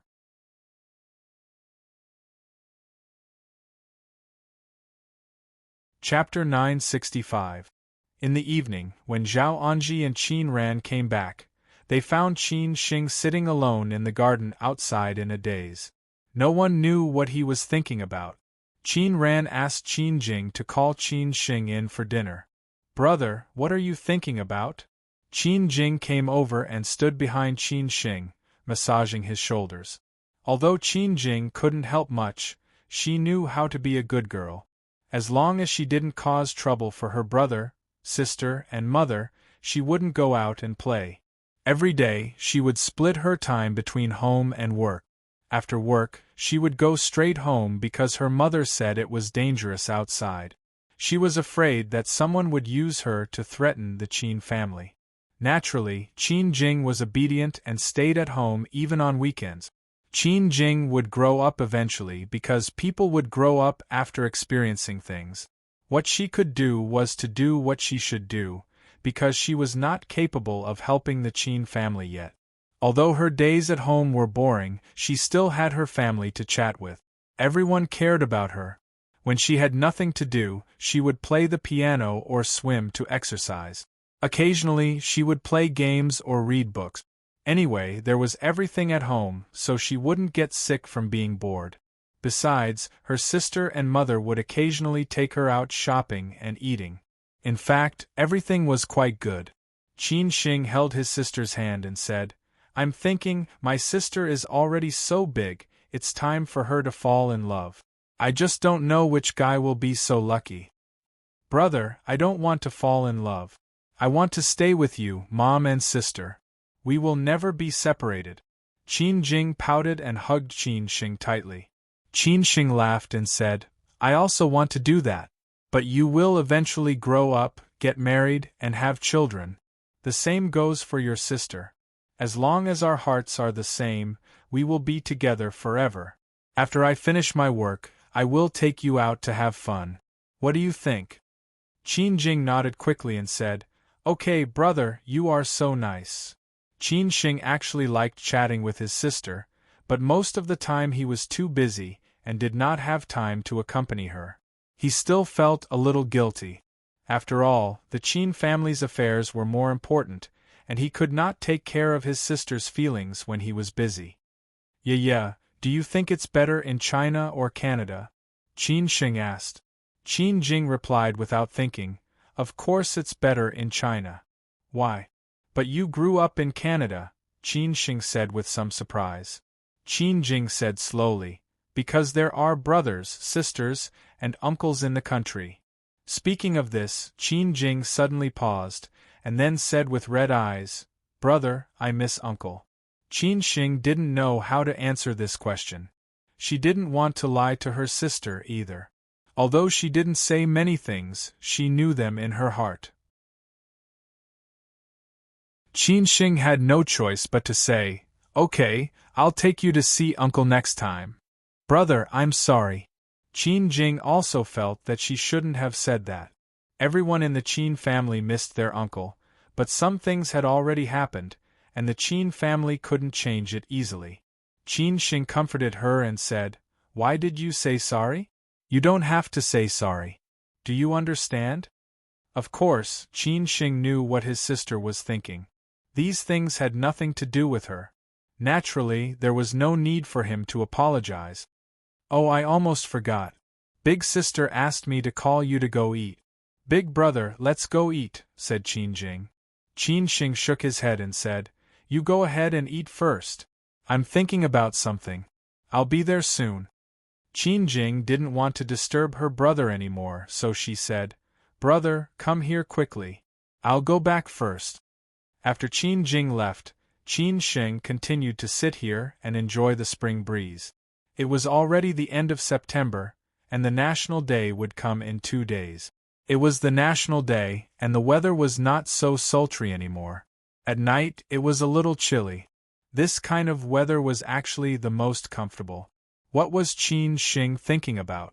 Of course, he was thinking about the enemy who killed his mother, Elder Long. If what Uncle Gongsun said was right, he must take revenge. However, there were still some things that Qin Xing couldn't figure out. Who on earth was this Elder Long? Back then, he could make the Qin family so embarrassed, and even the Zhu family couldn't find him. Taking a step back, these years, the Qin family was no longer the Qin family in the past. Why didn't the old man take revenge on him? Why didn't the Zhu family say anything? Was it because Elder Long had disappeared completely, or because of other reasons? Qin Xing thought the former was more likely. Otherwise, based on the old man's temper and the characters of his uncle and aunt, how could they just let it go? Moreover, his grandmother was here. However, no matter what, Elder Long had reappeared now, and he had grown up. No matter what others thought, he had to take revenge. He couldn't let his mother die like this, and he couldn't let go of the pain his grandmother had suffered for a lifetime. As a son, he had to take revenge. After a while, Qin Ran walked over again and said worriedly, "Qin Xing, what's wrong with you? I feel something is wrong." "Sister, don't think too much. Nothing is wrong. I'm just thinking about what we should do next," Qin Xing said perfunctorily. Qin Ran said softly, "Don't worry. Take it slow. Your health is more important. Don't let the pressure crush you, understand?" Qin Xing nodded and said, "Sister, I got it. By the way, sister, how are Aunt Chong and Uncle Hao? Are they against it?" Qin Ran explained, "Alas, how can they not be against it? Even if they are not against it, the people under them are against it. This concerns the fate of so many people."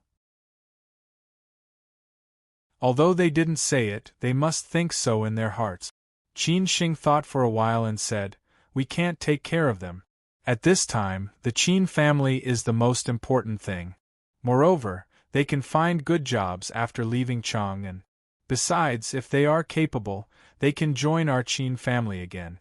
I'll take some time to invite Aunt Chong and Uncle Hao to dinner these days. We'll talk about it then." Qin Ran said, "Okay, that's the only way." Qin Xing stood up with a smile and said, "Okay, sister. Let's go to dinner." In Dalian, in the evening, Song Shixin invited Elder Long's confidant and sixth uncle's nephew to dinner, accompanied by two of his confidants. During this period of time, they had been looking for Gongsuan's whereabouts.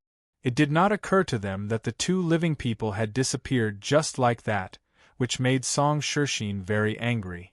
It should be noted that his life was tied to this. If the Qin family found a chance, they would definitely kill him. He was not tired of being a local tyrant. At this time, Song Shixin's confidant walked in and said to Song Shixin, "Boss, Gong Sun and that woman have returned to Beijing. Our brothers found their whereabouts at the high-speed railway station." "What? Back to Beijing?" Song Shixin was a little shocked. The confidant took out his mobile phone and showed it to Song Shixin. He said, "It's true. This is a photo. We also confirmed from the surveillance that they have left Dalian." Song Shixin frowned and waved his hand as he said, "I see. You can leave now." After the man left, Song Shixin looked at the others and said, "Everyone, Gong Sun and that woman have returned to Beijing. What do you think? Back to Beijing? This is a little strange." Sixth uncle's nephew frowned and said. Elder Long's confidant was also a little confused. Why did they suddenly return to Beijing? He sneered and said, "No matter what they are up to, we have to hurry up. We have to report to Beijing in case something goes wrong." Sixth uncle's nephew echoed, "Well, let's report it first." One of Song Shixin's confidants said disapprovingly, "I don't think it's a big deal. Dalian is now an iron bucket. No one can infiltrate." I think Gongsun also felt that there was no way out, so he ran back with his tail between his legs. Another person also echoed, "Lao Li is right. They will die if they stay here. What else can they do?" Song Shixin did not dare to be careless. He still listened to the advice of Elder Long's confidant and sixth uncle's nephew. He said, "You two, let's report to Beijing first and see what sixth uncle and the others have to say. I don't think it's so simple. The Qin family will not let me go so easily." Everyone reached an agreement and immediately reported to sixth uncle and Elder Long. At the same time, the people in Shenzhen were almost the same. They found that Chang Baji and the others had left Shenzhen and immediately reported to Elder Long and sixth uncle. Late at night in Beijing. Sixth uncle was on the phone with Elder Long. Sixth uncle was very confused and said, "What does the Qin family want to do? They suddenly withdrew their people in Dalian and Shenzhen. Are they going to do something else?" Elder Long did not care about these trivial things at all and said, "Don't worry about these trivial things. Let's continue to stay there unless there are other movements. I believe they will go back sooner or later. The Qin family's style is not like this. The more chaotic it is, the better. I can't wait for Qin Shing to go to Dalian or Shenzhen in person. At that time, I can take action on my side." Sixth uncle could only persuade him again, "Elder Long, it's better not to do this unless it's a last resort. Let's wait for the news first." Elder Long hesitated for a moment and said, "If you want news, I heard a piece of news. What do you think after hearing it?" Sixth uncle was a little surprised. What kind of news did he not know? Elder Long said slowly, "I heard from a few old men that the Qin family intends to sell their shares of the Chang and Group. Now they are waiting for a buyer. It seems that several families are already interested. If someone else enters the Chang and Group, your dream of controlling the Chang and Group will probably be shattered." Sixth uncle was a little shocked. He did not expect that the Qin family would do this. After coming to his senses, sixth uncle was a little angry and said, "The Qin family is crazy. They have already controlled the Chang and Group, and now they want to sell it.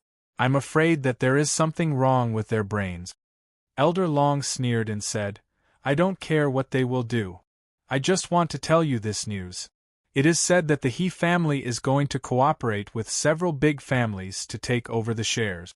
Because the price offered by the Qin family is very favorable, I'm afraid that if those old men enter the game, I'm afraid that you will not have a chance." Sixth uncle was silent because it seemed that it was true. Although the Chang and Group was in constant trouble, it was still there. If the Qin family sold their shares to others and other people entered the Chang and Group, it would not be easy for him to deal with the Qin family. Therefore, this matter was a little tricky. "I won't let them succeed," Uncle Lu said firmly. Master Long had already thought of a countermeasure. He said unhurriedly, "In fact, there is another way. Do you want to hear it?" "What is it?" Sixth uncle asked eagerly. Elder Long said slowly, "That is, I can help you get the shares of the Qin family. In this way, you can control the Chang and system completely. However, you have to listen to me as to what to do next. We'll both take what we need. What do you think?" After sixth uncle heard Elder Long's words, he immediately understood what Elder Long meant. As expected of an old fox, he could even think of this idea. However, he didn't know if the Qin family would sell their shares to their enemy.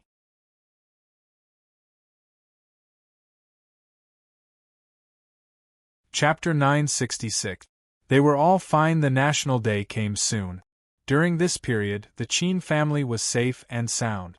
The Chang and school was still the same as before. Except for the joint investigation team, there seemed to be no more disturbances. However, the executives of the Chang and school were used to it and knew what to say and what not to say. However, there were some things that the Qin family could not decide. For example, the Qin family could not control the trusted subordinates of the sixth uncle. The Qin family did not know what they had said. Now that it was the holiday, everyone could have a good rest. One day, Qin Shing accompanied Song Ruyu to go shopping. Maybe Song Ruyu wanted to change herself because she asked Qin Shing to go on a date. Qin Shing was surprised.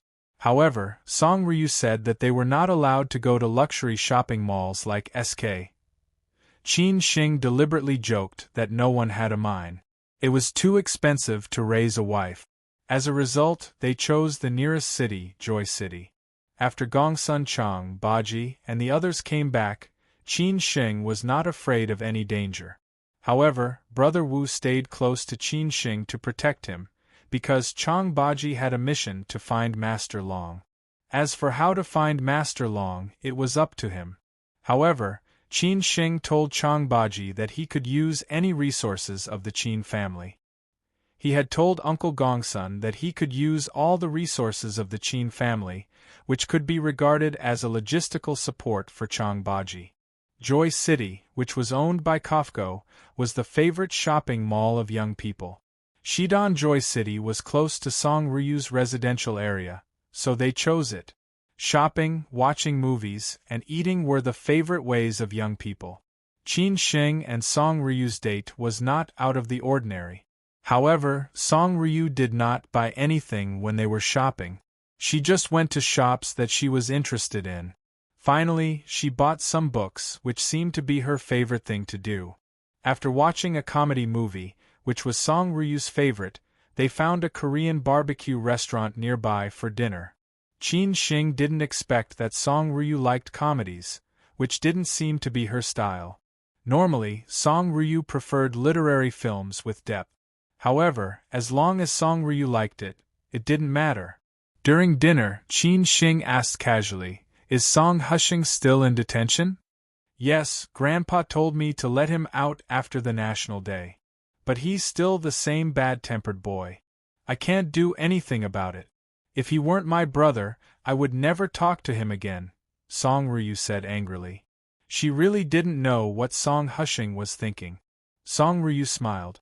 Qin Sheng did not care and said, "He is him, and you are you. I will try my best to avoid him in the future. But if he goes too far, I will beat him.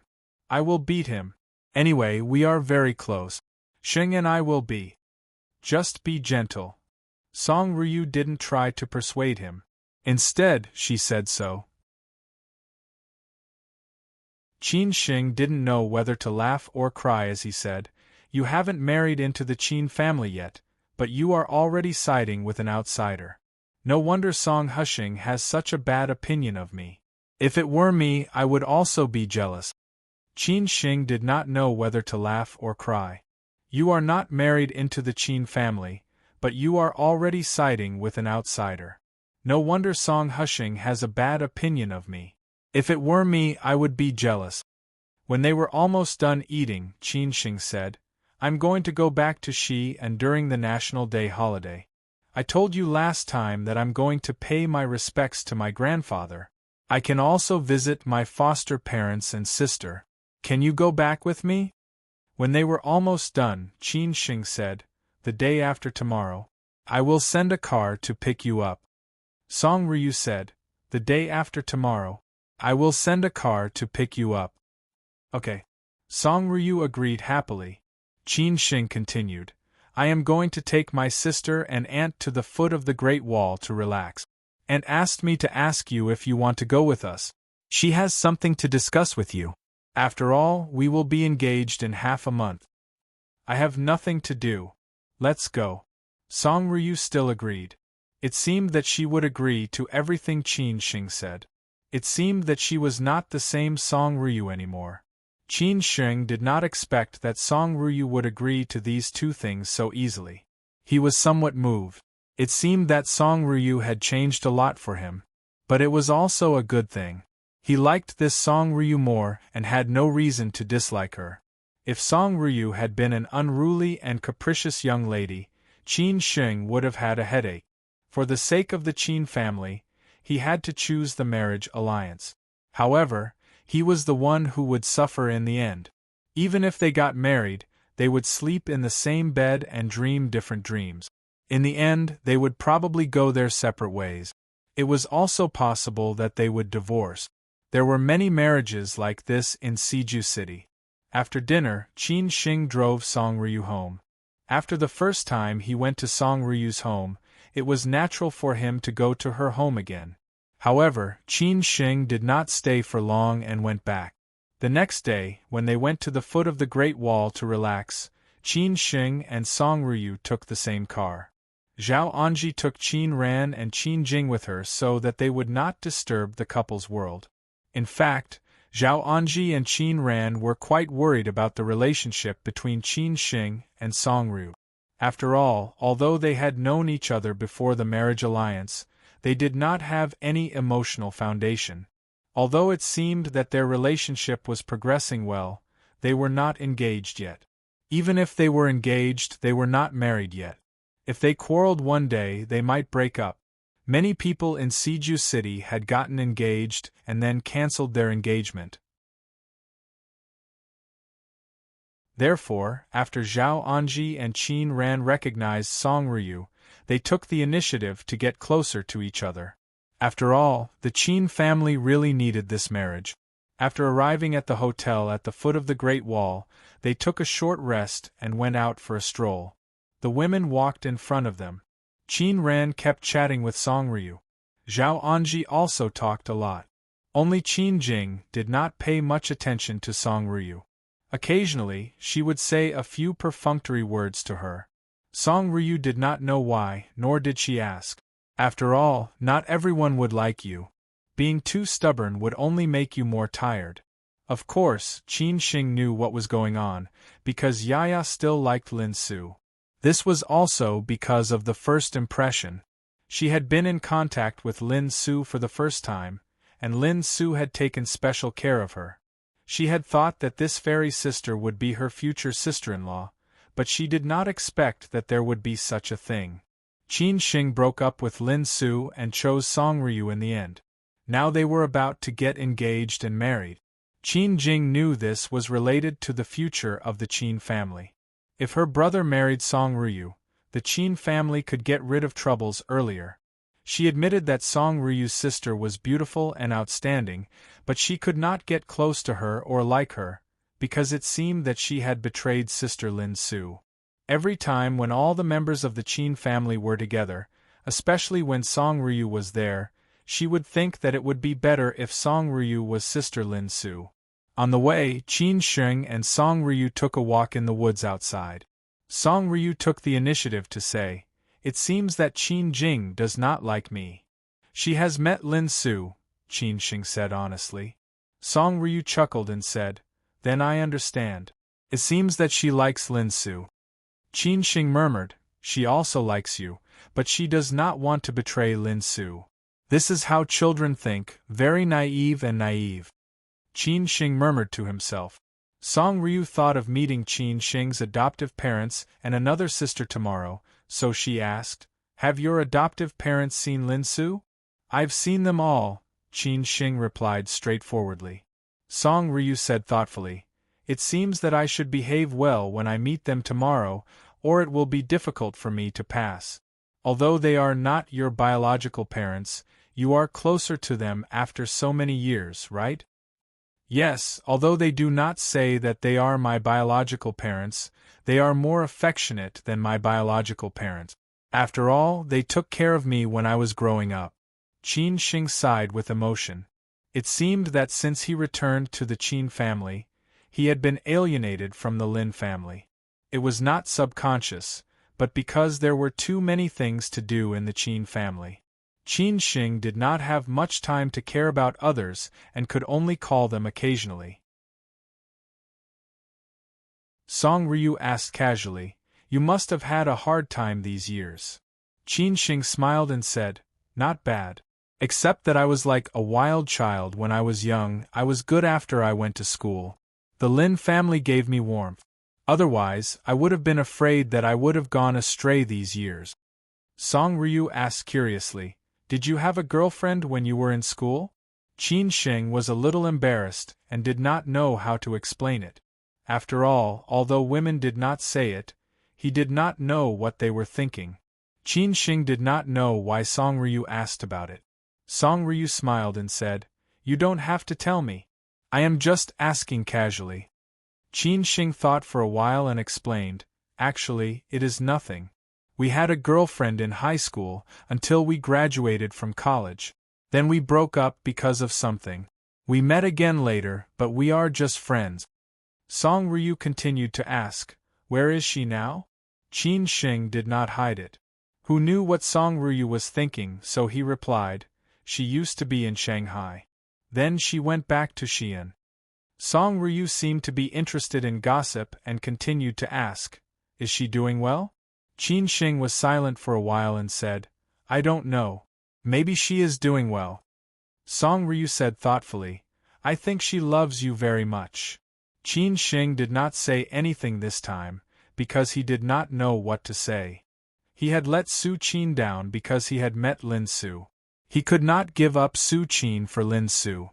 In the end, he had broken Su Qin's heart and made her leave Shanghai with regrets. But what happened in the end?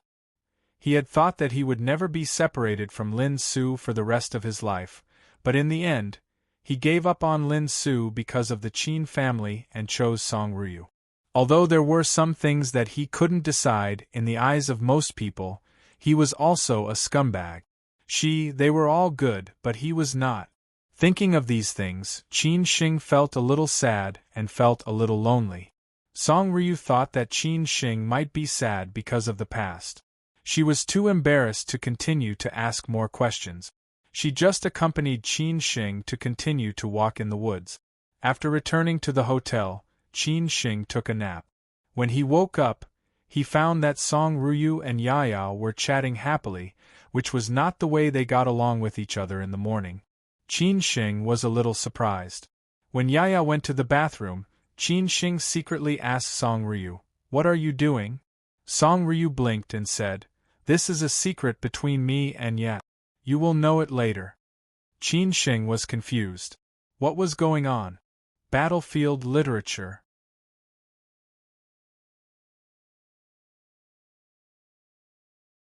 Chapter 967.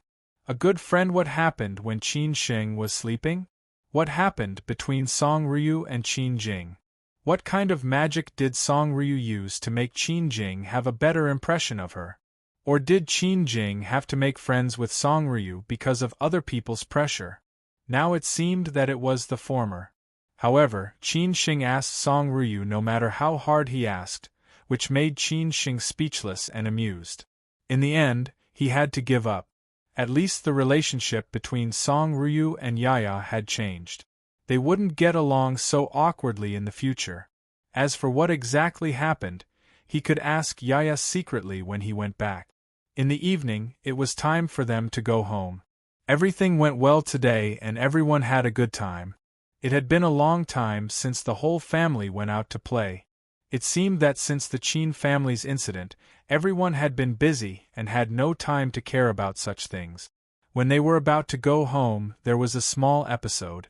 Yaya was hit on by someone who pestered her for her contact information. But Yaya didn't want to talk to her at all. Unexpectedly, this rich second-generation or playboy who drove a Land Rover didn't let her go. It was Yaya's fault for coming out. When Qin Shing and Song Ryu came out, they happened to see it. Gong Sun and the others followed them and were about to stop it. What a fool! Didn't he know who he was? However, Qin Shing stopped them. After thinking for a while, he took Song Ryu over. They didn't know what Qin Shing wanted to do, but they didn't need to make a fuss over such a trivial matter. It was okay as long as the other party left. If the other party didn't know what was good for her and continued to act tough, she shouldn't blame him for not looking at the almanac when he went out today.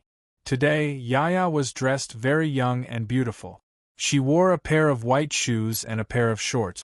She was wearing a tight black camisole that exposed her shoulders and waist. Although the little girl hadn't developed well and was a little thin, she was beautiful and elegant. After all, the Qin family's genes were so good. It was no wonder that she was hit on. If a man was a gentleman, he should take the initiative to leave after being rejected. As for how to contact her again later, that would depend on the man's ability or fate. However, if he pestered her relentlessly, it would be a little like a hooligan. "What's going on?" Qin Shing asked unhappily after walking over. When Yaya saw her brother and sister coming over, she retreated behind Qin Shing. She did not forget to glare at the lecher. She had no interest in this kind of man. She liked men like her brother. The man in fashionable brand glanced at Qin Shing and then secretly looked at Song Ryu. He couldn't help but feel that the man in front of him was really lucky. He was envious of the two beauties. He chuckled and said, "Nothing. I just want this beauty's contact information." Qin Shing said angrily, "I don't care who you are. Don't harass my sister. Otherwise, don't blame me for being rude." Originally, the rich playboy wanted to respond politely. However, when he heard Qin Shing's tough words, he said somewhat angrily, "Do you know who it is? Then do you know who I am?" Qin Shing deliberately imitated the man's tone and asked arrogantly. The man did not take Qin Shing seriously at all. He asked with interest, "Who are you?" Qin Shing said unhurriedly, "My name is Qin Shing. If you haven't heard of me, you can call your friends who are better than you." Before Qin Shing could finish listening, the man was already dumbfounded when he heard Qin Shing's words. He was doing pretty well in Siju City and his family had some background. During this period of time, the hottest news was the marriage between the first young master of the Qin family and the goddess of the Song family. Moreover, the Qin family was also involved. How could he not hear the name Qin Shing? This was the first young master of the Qin family.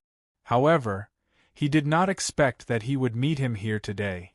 He was really unlucky. The man immediately thought about what to do.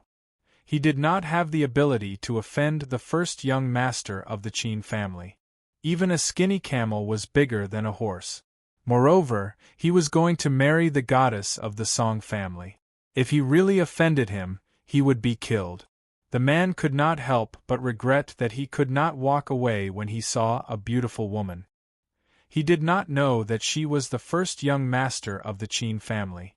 After the man came to his senses, he immediately smiled apologetically and said, Oh, it turns out to be young Master Qin.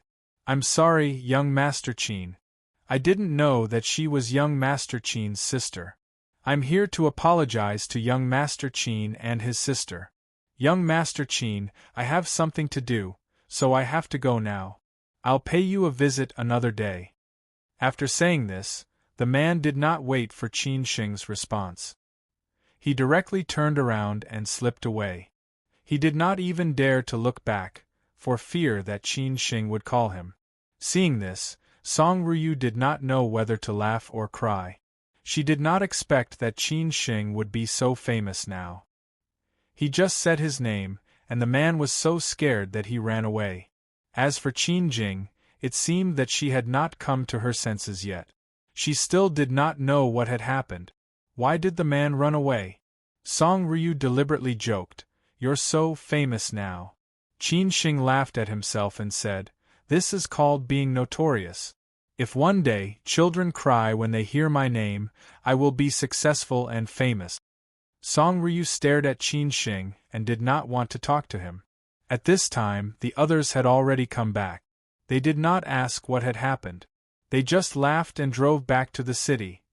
The next day, Qin Shing took Song Ryu back to Xi'an. Although it was not the first time for Song Ryu to go to Xi'an, it was the first time for her to go there as Qin Shing's girlfriend and fiancée. Moreover, this time, they would not only pay respects to the old master of the Qin family, but also meet Qin Shing's adoptive parents. Therefore, Song Ryu attached great importance to this trip.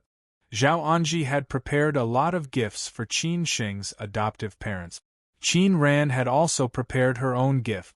Together with the gifts that Qin Shing and Song Ryu had prepared, the car was full of gifts. Fortunately, Qin Shing took a private plane and brought bodyguards with him. Otherwise, he would not know how to carry these gifts.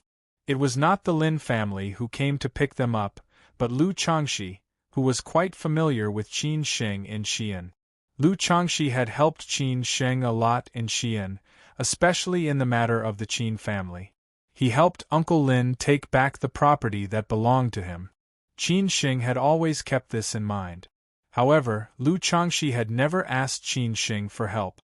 Even though the Qin family had been in constant trouble, Lu Changxi did not stay away from Qin Shing to avoid arousing suspicion. He still often contacted Qin Shing.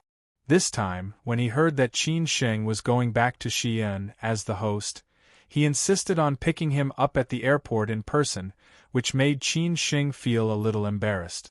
When they met, they naturally hugged each other affectionately and exchanged greetings. After that, Lu Changxi greeted Song Ryu. He said that he had met Song Ryu in Beijing before, but he was too embarrassed to take the initiative to get to know her. Who would have thought that there was a light at the end of the tunnel? Song Ryu also greeted Lu Changxi politely. She said that Qin Shing had mentioned Lu Changxi's name to her several times, and that Lu Changxi was one of his best friends in Xi'an. Lu Changxi was quite pleased to hear this. As for whether Qin Shing had mentioned it or not, he did not care at all. Song Ryu was very beautiful and much more famous than Qin Shing. Lu Changxi, who was far away in Xi'an, had heard of her. However, Lu Changxi knew his place and did not pay too much attention to Song Ryu. Otherwise, this woman would only feel disgusted. Lu Changxi knew that this woman was not simple. Moreover, she was Qin Shing's fiancée, the future hostess of the Qin family. However, Lu Changxi could not help but admire Qin Shing's good luck with women. He knew Su Qin, the only daughter of the famous Mr. Su in Xi'an. They had been together since they were in high school. They had been dating for 6 years. Mr. Su even treated Qin Shing as his own son. Unfortunately, they did not get together in the end, even though they were not destined to be together. Lu Changxi had met Lin Su later. She was a woman that everyone envied. She was perfect both in terms of her physical condition and her condition. It seemed that she liked Qin Shing very much. Lu Changxi had thought that they could be together. However, so many things had happened later. Some time ago, he heard that Qin Shing was going to unite with the goddess of the Song family by marriage. Lu Changxi was stunned for a long time before he came to his senses. At first, he did not believe it. Then he called his friends in Beijing and confirmed it. Even he was somewhat envious of Qin Shing's luck with women.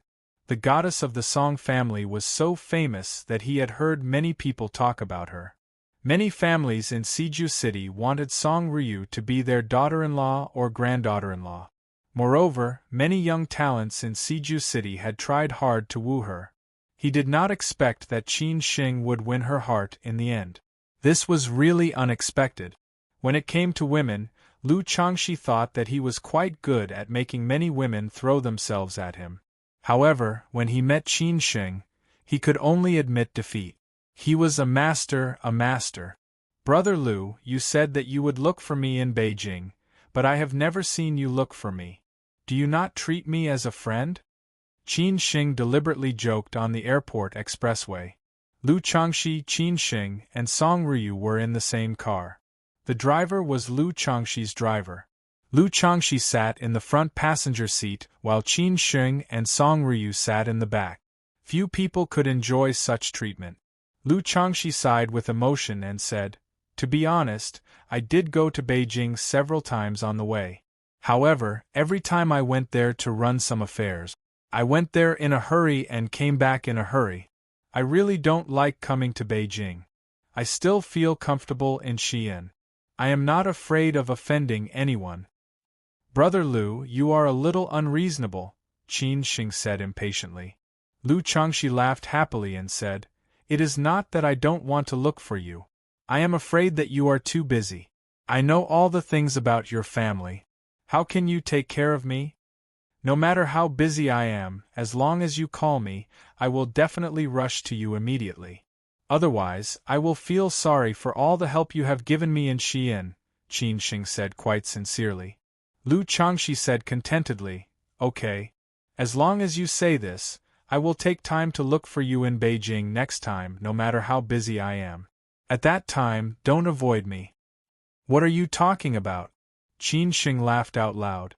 An hour later, Lu Changxi sent Qin Shing and the others to the villa of the Lin family in Sujiang. Since the Lin family got back their family property, they had moved back to the villa of the Sujiang mansion. This villa was the one they had lived in for several years. It happened that the owner was short of money and wanted to sell it at a discount. Lin Shi bought it back because there were too many memories in this family. It was not until Lu Changxi walked him to the gate of the Tsujiang mansion that he understood. Lu Changxi followed him and explained it to him. At the same time, he said, I will leave you alone today. You should accompany Uncle Lin and Auntie Wang first. When you are done with your work these 2 days, I will hold a dinner for you. As for the 3 cars, I will leave them to you first. We will contact each other later. After saying this, Lu Changxi said goodbye to Qin Xing and Song Ryu and left. After Lu Changxi left, Song Ryu smiled at Qin Xing and said, Lu Changxi is a good friend. It was the first time for Qin Xing to hear Song Ryu's evaluation of others. He couldn't help feeling a little surprised. But Lu Changxi was indeed a good friend.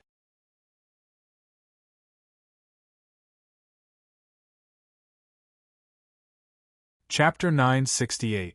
Apart from the relatives of the Qin family and the Zhu family, Lu Changxi should be the first friend Song Ryu had met after she became Qin Xing's girlfriend. Unexpectedly, Lu Changxi got a good evaluation. It seemed that Qin Xing had a good taste in making friends. However, Lu Changxi was worthy of this evaluation. Ever since Qin Xing had known Lu Changxi had always been helping him. The way they got along with each other was also very tacit. It was not an exchange of equal benefit. Lu Changxi just felt that Qin Xing was a good friend. Maybe they were a little shrewd at the beginning, but as they got along with each other, those things gradually disappeared. Of course, the premise of their friendship was that they were at the same level. If there was a big gap between them, it would not be so simple. After Lu Changxi left, the 3 cars drove directly into the housing estate and stopped at the gate of the Lin family's villa. Qin Xing was very familiar with this road. The Lin family had moved here since he was in high school. He was very familiar with the security and property management of the housing estate. Who knew that so many things would happen after he graduated from college? Fortunately, everything had returned to the way it used to be. Before the car stopped, Qin Xing saw 7 aunts and 8 aunts standing at the gate of the villa, except for Uncle Lin and Auntie Wang. He did not expect that so many people would come today. Although these aunts and 7 aunts were not related, Qin Xing grew up in the Lin family, so he was very familiar with these elders. However, after he went to Shanghai, they did not contact each other. Song Ryu was also a little surprised. Didn't they say that only Qin Xing's adoptive parents and sister would be there? How come there were so many people all of a sudden? Song Ryu inevitably felt a little nervous. Although it was not a big scene, it was still meaningful. They are relatives and friends of my adoptive parent. They watched me grow up. I guess they heard that I was going to bring you back, so they came to join in the fun. Qin Xing could only explain in this way. Song Ryu didn't say anything. It was understandable. Most families were like this. For example, the next time Qin Xing went to her uncle's house, a lot of elders would be waiting there. She guessed that Qin Xing's mood was similar to hers at the moment. Before Brother Wu opened the door, Qin Xing got out of the car with Song Ryu. Then, they walked quickly toward Uncle Lin, who was in good spirits, and Auntie Wang, who looked younger and younger. Maybe it was because of her mentality. Before Uncle Lin came out, Auntie Wang had been under a lot of pressure. Under such pressure, anyone could age easily. Now, Uncle Lin had finally come out and Xin had grown up. As for him, not only had he returned to the Qin family, but he was also getting engaged and getting married. How could he not be happy? Uncle Lin, Auntie Wang. After Qin Xing got out of the car, he quickly walked over and held their hands. He was a little excited. How could Qin Xing not be excited when facing Uncle Lin and Auntie Wang? They had brought him up. He would never forget their kindness. Otherwise, he would not have made such a big fuss about Uncle Lin's matter. Lin Shi smiled and nodded. It was thanks to Qin Xing and the Qin family that he could return to his current state from being a prisoner. How lucky he was that he had agreed to raise Qin Xing. It was really not good to have good karma. Otherwise, he would still be a prisoner today. It was estimated that it would take him a few years to get out. Xing you're back. Wang Li could not help hugging her son, who was not her biological son but was better than her biological son. However, at this moment, the other relatives and elders of the Lin family paid more attention to Songryu. They whispered to each other. For example, they said that this girl was really beautiful and that she was a perfect match for Xing. They also said that this girl's family background was not simple. Her elders were all big leaders in Beijing. They also said that this girl's temperament was not ordinary. At first glance, they could tell that she was not an ordinary girl. Xing had good taste. As for the relatives and elders, they loved Qin Shing's dog. Moreover, they had already known about Qin Shing's current situation. He was not the little boy they could casually teach at that time. Not to mention that he had grown up now, the most important thing was that he had returned to his biological family, which was far superior to theirs. Think about how much power they had used to solve Lin Shi's matter. Not only did they send those villains to prison, but they also took back those assets. Was this something ordinary people could do? After greeting Uncle Lin and Aunt Wang, Qin Shing greeted the other elders. Although they had not seen each other for many years, they were still very familiar with each other. After that, Qin Shing held Songryu's hand and formally introduced her. Uncle Lin, Auntie Wang, this is my fiancé, Songryu. I've already told you on the phone. This time, we came back to visit Grandpa and you. Songryu smiled and said generously, Uncle Lin, Aunt Wang. Hello, Uncle and Auntie. The others responded one after another. They were quite satisfied with Qin Shing's fiancée as soon as they met. A girl from a rich and powerful family was indeed different. Only Qin Shing could have such a blessing. Their sons could only envy him. Lin Shi and Wang Li had discussed it when Qin Shing called them and said that he would come back. Although they had met Lin Su and were very satisfied with her, and hoped that she could become Qin Shing's future wife, they could not control many things now. Qin Shing had already returned to the Qin family. Of course, they had their own reasons for doing this. They believed that Qin Shing was not that kind of person. Therefore, when Qin Shing came back with Songryu, they had to pretend to be happy even if they had to. They could not make Songryu feel dissatisfied. Otherwise, it would only cause trouble for Qin Shing. Lin Shi was still the same as usual. He just smiled and nodded. Wang Li held Songryu's hand and said with a smile, Why is she so beautiful? Our Xing is so lucky. At this time, the others all laughed and said, Don't let the girl stand at the door. Let's go in and talk. At this time, Lin Shi and Auntie Wang led Qin Shing and Songryu into the villa. The others were busy moving things. Every time the Qin family returned to Xi'an, they would prepare so many things. After all, the Qin family thought that the Lin family had raised Qin Shing, and they would never be able to repay this favor.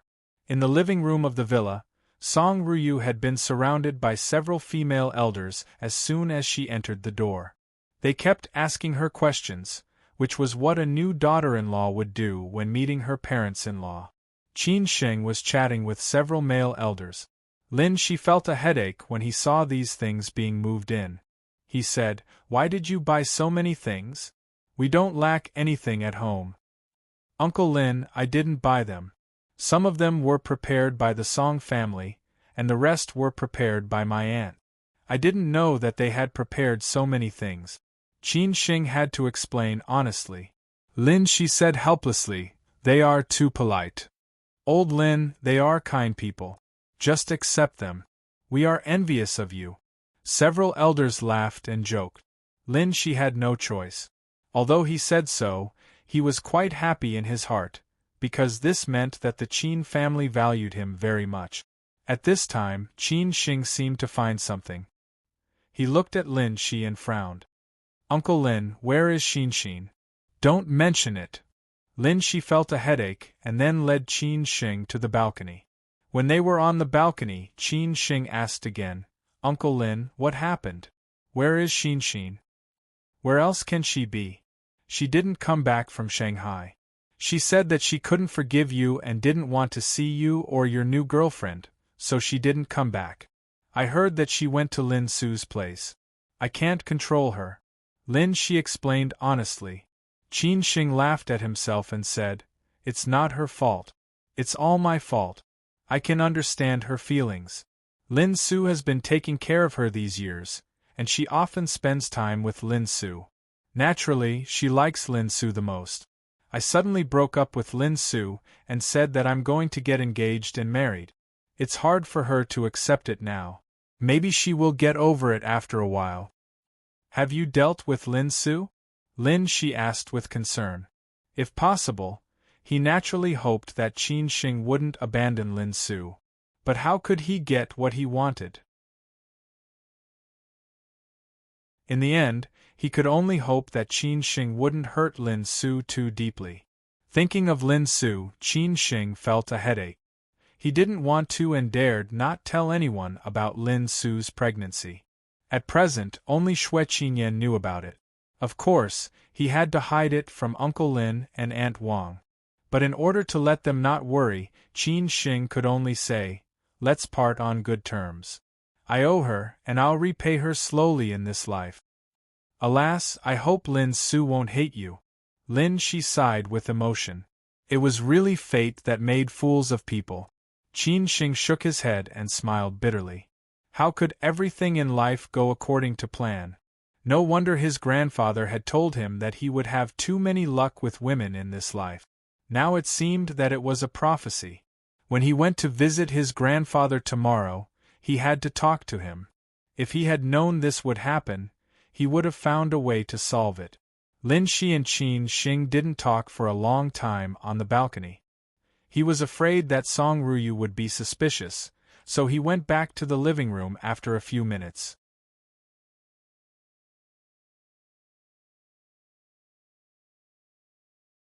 Chapter 969. The Lin family's villa in Xujiang Mansion was so lively, which made Qin Sheng feel very relieved. Although the poor were ignored in the downtown area, the rich had distant relatives in the mountains. After Uncle Lin's accident, the Lin family had been very lonely in the past few years, which could be said to have plummeted. After all, Uncle Lin used to be a famous boss in Xi'an City. Who knew that he was framed? His company went bankrupt, and he became a prisoner. Although these relatives did not make any sarcastic remarks on the surface, no one knew what they said behind his back. After all, most people liked to watch others make trouble. However, these people had more or less helped the Lin family when they were in trouble. Qin Sheng had never heard of anyone who disliked the Lin family's mother and daughter. Otherwise, he would have slapped them in the face today. Now that Qin Sheng had returned to the Qin family, Xin had been in Shanghai, and Uncle Lin and Auntie Wang were quite lonely in Xi'an. It was actually quite good to have people come and go in the house. As for how Uncle Lin would get along with his former friends and relatives, he thought that he had already seen through it a lot, so there was no need for Qin Sheng to care about it. Song Ruyu had been surrounded by 7 aunts and 8 aunts, chatting about daily life. Qin Sheng was somewhat worried that Song Ruyu, who always liked quiet and did not like noise, was somewhat unhappy. Although it seemed that Song Ruyu was in a good state, Qin Sheng estimated that she was also conflicted in her heart. After all, she had never experienced this before, or perhaps because these were all Qin Sheng's relatives. No matter how uncomfortable Song Ruyu was, she had to accept it willingly. Qin Sheng was quite used to chatting with these elders, but no one asked about the Qin family. Maybe it was because Uncle Lin had told them in advance, or maybe it was because most of them were ordinary people, and these things were too far away from them. Even if they knew about it, it was just some one-sided rumors. It was lunchtime, and so many people could not sit down. If there were only Qin Sheng and Song Ruyu, it was estimated that Wang Li would have already prepared lunch in the kitchen. Although they had moved into the former home of Xujiang Mansion and hired a nanny and servant, Wang Li had been used to it in recent years. She still preferred to cook and clean by herself. Lin, she said, no matter what. Lin Shi had already booked a private room in a good restaurant nearby. Xiujiang was a wealthy area in Xi'an. Naturally, there was no shortage of high-class restaurants. Everyone smiled and set off for the restaurant. At lunchtime, Qin Sheng and Song Ryu toasted to everyone. Of course, he was the one who drank and Song Ryu was the one who drank. Song Ryu knew how to behave in front of the elders better than anyone else, so no one could find fault with her. As a result, Song Ryu received a lot of red envelopes, which was somewhat unexpected. Qin Sheng explained with a smile. This was the custom in Xi'an. When meeting the elders for the first time, they would give them red envelope. Since the elders knew that Qin Sheng had brought Song Ryu back, they had naturally prepared red envelopes. Judging from the thickness of the red envelopes, each person's red envelopes contained at least 1 or 2,000 yuan. After all, these relatives of the Lin family were quite well off. Although they were not rich, they were at least in the middle class. If he wanted to give his girlfriend a red packet, he had to be generous. The thickest red envelopes were naturally given to Lin Shi and Wang Li. Both of them had very auspicious numbers. Wang Li also gave Song Ryu a necklace as a meeting gift. She also smiled and said that it was not worth much and hoped that Song Ryu would like it. Song Ryu quickly took it and said with a smile, "Thank you, Auntie Wang." When lunch was almost over, the relatives and friends of the Lin family went home, leaving the rest of the time for the Lin family. Qin Sheng and Song Ryu also went back to the villa with Uncle Lin and Auntie Wang. Of course, they couldn't stay in the hotel after returning home. Of course, they had to stay at home. Lin Shi and Wang Li dared not to neglect Song Ryu when she came here. On the way back, Song Ryu looked at the pile of red envelopes in her hands and said with a smile, "Who are these red envelopes for? Yours or mine?" "Of course they are yours. You are my new wife." Qin Sheng laughed and said. Song Ryu deliberately joked, "Well, it seems that this trip is not in vain. I made a profit. Will there be such things in the future?" When did the otherworldly goddess Song become a little money grubber? Qin Sheng responded. Song Ryu curled her lips and said, "Haven't you heard that a hero can't be defeated by half a cent? Life is not easy." Qin Sheng definitely could not defeat Song Ryu in an argument, so it was better to admit defeat. After returning home, Song Ryu chatted with Uncle Lin and Auntie Wang. Qin Sheng made a pot of tea for Uncle Lin to sober up. It was obvious that Uncle Lin was very happy. He had drunk a lot at noon today, and probably had not been so happy for a long time. When Qin Sheng came out, Song Ryu happened to say, "Uncle Lin, Auntie Wang, Qin Sheng and I will be officially engaged on the 18th of this month. I would like to invite you to attend our engagement ceremony." Song Ryu had not discussed this matter with Qin Sheng at all. She had taken the initiative to propose it. Qin Sheng was a little surprised, but he was a little touched. Song Ryu's attitude on such a major issue was really impressive. Even Qin Sheng did not take the initiative to invite Uncle Lin and Auntie Wang, because he was afraid that the Song family would have a problem with it. As for the Qin family and the Zhu family, they definitely had no problem with it. Lin Shi and Wang Li were a little surprised to hear this. They did not expect that Song Ryu would take the initiative to invite them. However, those who could attend the engagement ceremony of Qin Sheng and Song Ryu were probably the immediate family members of the two families. Most of these immediate family members were leaders. They were just nominal adoptive parents of Qin Sheng, so it seemed a little inappropriate. "Ryu, we know that you mean well, but it's a little inappropriate for us to go, right?" Lin Shi said, not taking the opportunity to agree. Otherwise, it would only make people feel that he was taking advantage of the situation, which was a little inappropriate. Wang Li also echoed, "Ryu, your Uncle Lin is right. It's not appropriate for us to go.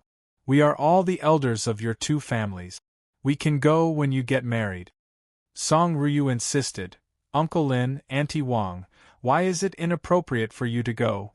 I think you are more suitable than anyone else. You have watched Qin Xing grow up all these years.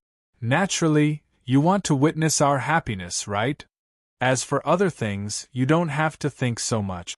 I think the elders of our two families will also want you to go. Lin Shi and Wang Li subconsciously looked at Qin Xing. Qin Xing knew that it was his turn to speak. He said very simply, Uncle Lin, Auntie Wang, no one is more suitable than you. Ryu also invited you, and I also hope that you can come. You can come when the time comes. Lin Shi and Wang Li looked at each other and thought for a moment. Then they said, since the two children have said so, let's go. Therefore, this matter was solved in this way. After going downstairs, Qin Xing and Song Ryu rested at home for a while. Then they went out to meet up with their friends. They were all their former high school classmates. When they knew that Qin Xing was coming back, they all called and said that they wanted to get together. Of course, Qin Xing was embarrassed to refuse them. Otherwise, their relationship, which was already extremely fragile, would be even more fragmented. Although they had conflicts in the past, they used to be friends. Later, they all apologized. Qin Xing could not hold on to it, unless he did not want these friends anymore. Moreover, Hao Lei and Meng Zhe, the two peacemakers, were there.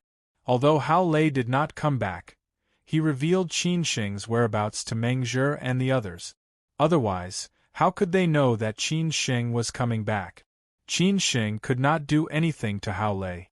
At the end of this month, Hao Lei would go to Beijing from Shanghai. At that time, he could continue to work for Qin Xing. It was estimated that Han Bing would complain about him. When Qin Xing arrived with Song Ryu, Meng Zhe, Zhao Xian, Wu Hao, and the others were already there. Apart from them, there were also two other friends from high school. Although they did not keep in touch with Qin Xing later, they were good friends in high school. They heard from Meng Zhe and the others that Qin Xing was coming back, so they came to join in the fun. After all, they had all heard about Qin Xing from Meng Zhe, Zhao Xian, and Wu Hao. How could they not keep in touch with such a classmate? After all, they were no longer teenagers. In the world of adults, most of their friends had their own goals. There was no doubt about that. Half an hour later, they met in the tea house. When they saw Song Ryu, who was beside Qin Xing, they had a headache. It seemed that Hao Lei did not mention that Qin Xing would come with a woman. Moreover, this woman did not seem to be Qin Xing's girlfriend. They had seen Qin Xing's girlfriend before. She was a fair-skinned, beautiful, and long-legged young lady from a rich family. She was absolutely like a goddess, which made them envious. But who was this beautiful woman with outstanding temperament today? The main thing was that the comprehensive score of this beautiful woman was definitely not worse than that of Lin Su. Qin Xing was really popular with women. Therefore, when Qin Xing introduced Song Ryu, this group of people was instantly stunned, because Qin Xing introduced her as his fiancée, Song Ryu. What the hell? What about Lin Su? This was not the most important thing. The most important thing was that Su Qin would come later. This was a complete mess.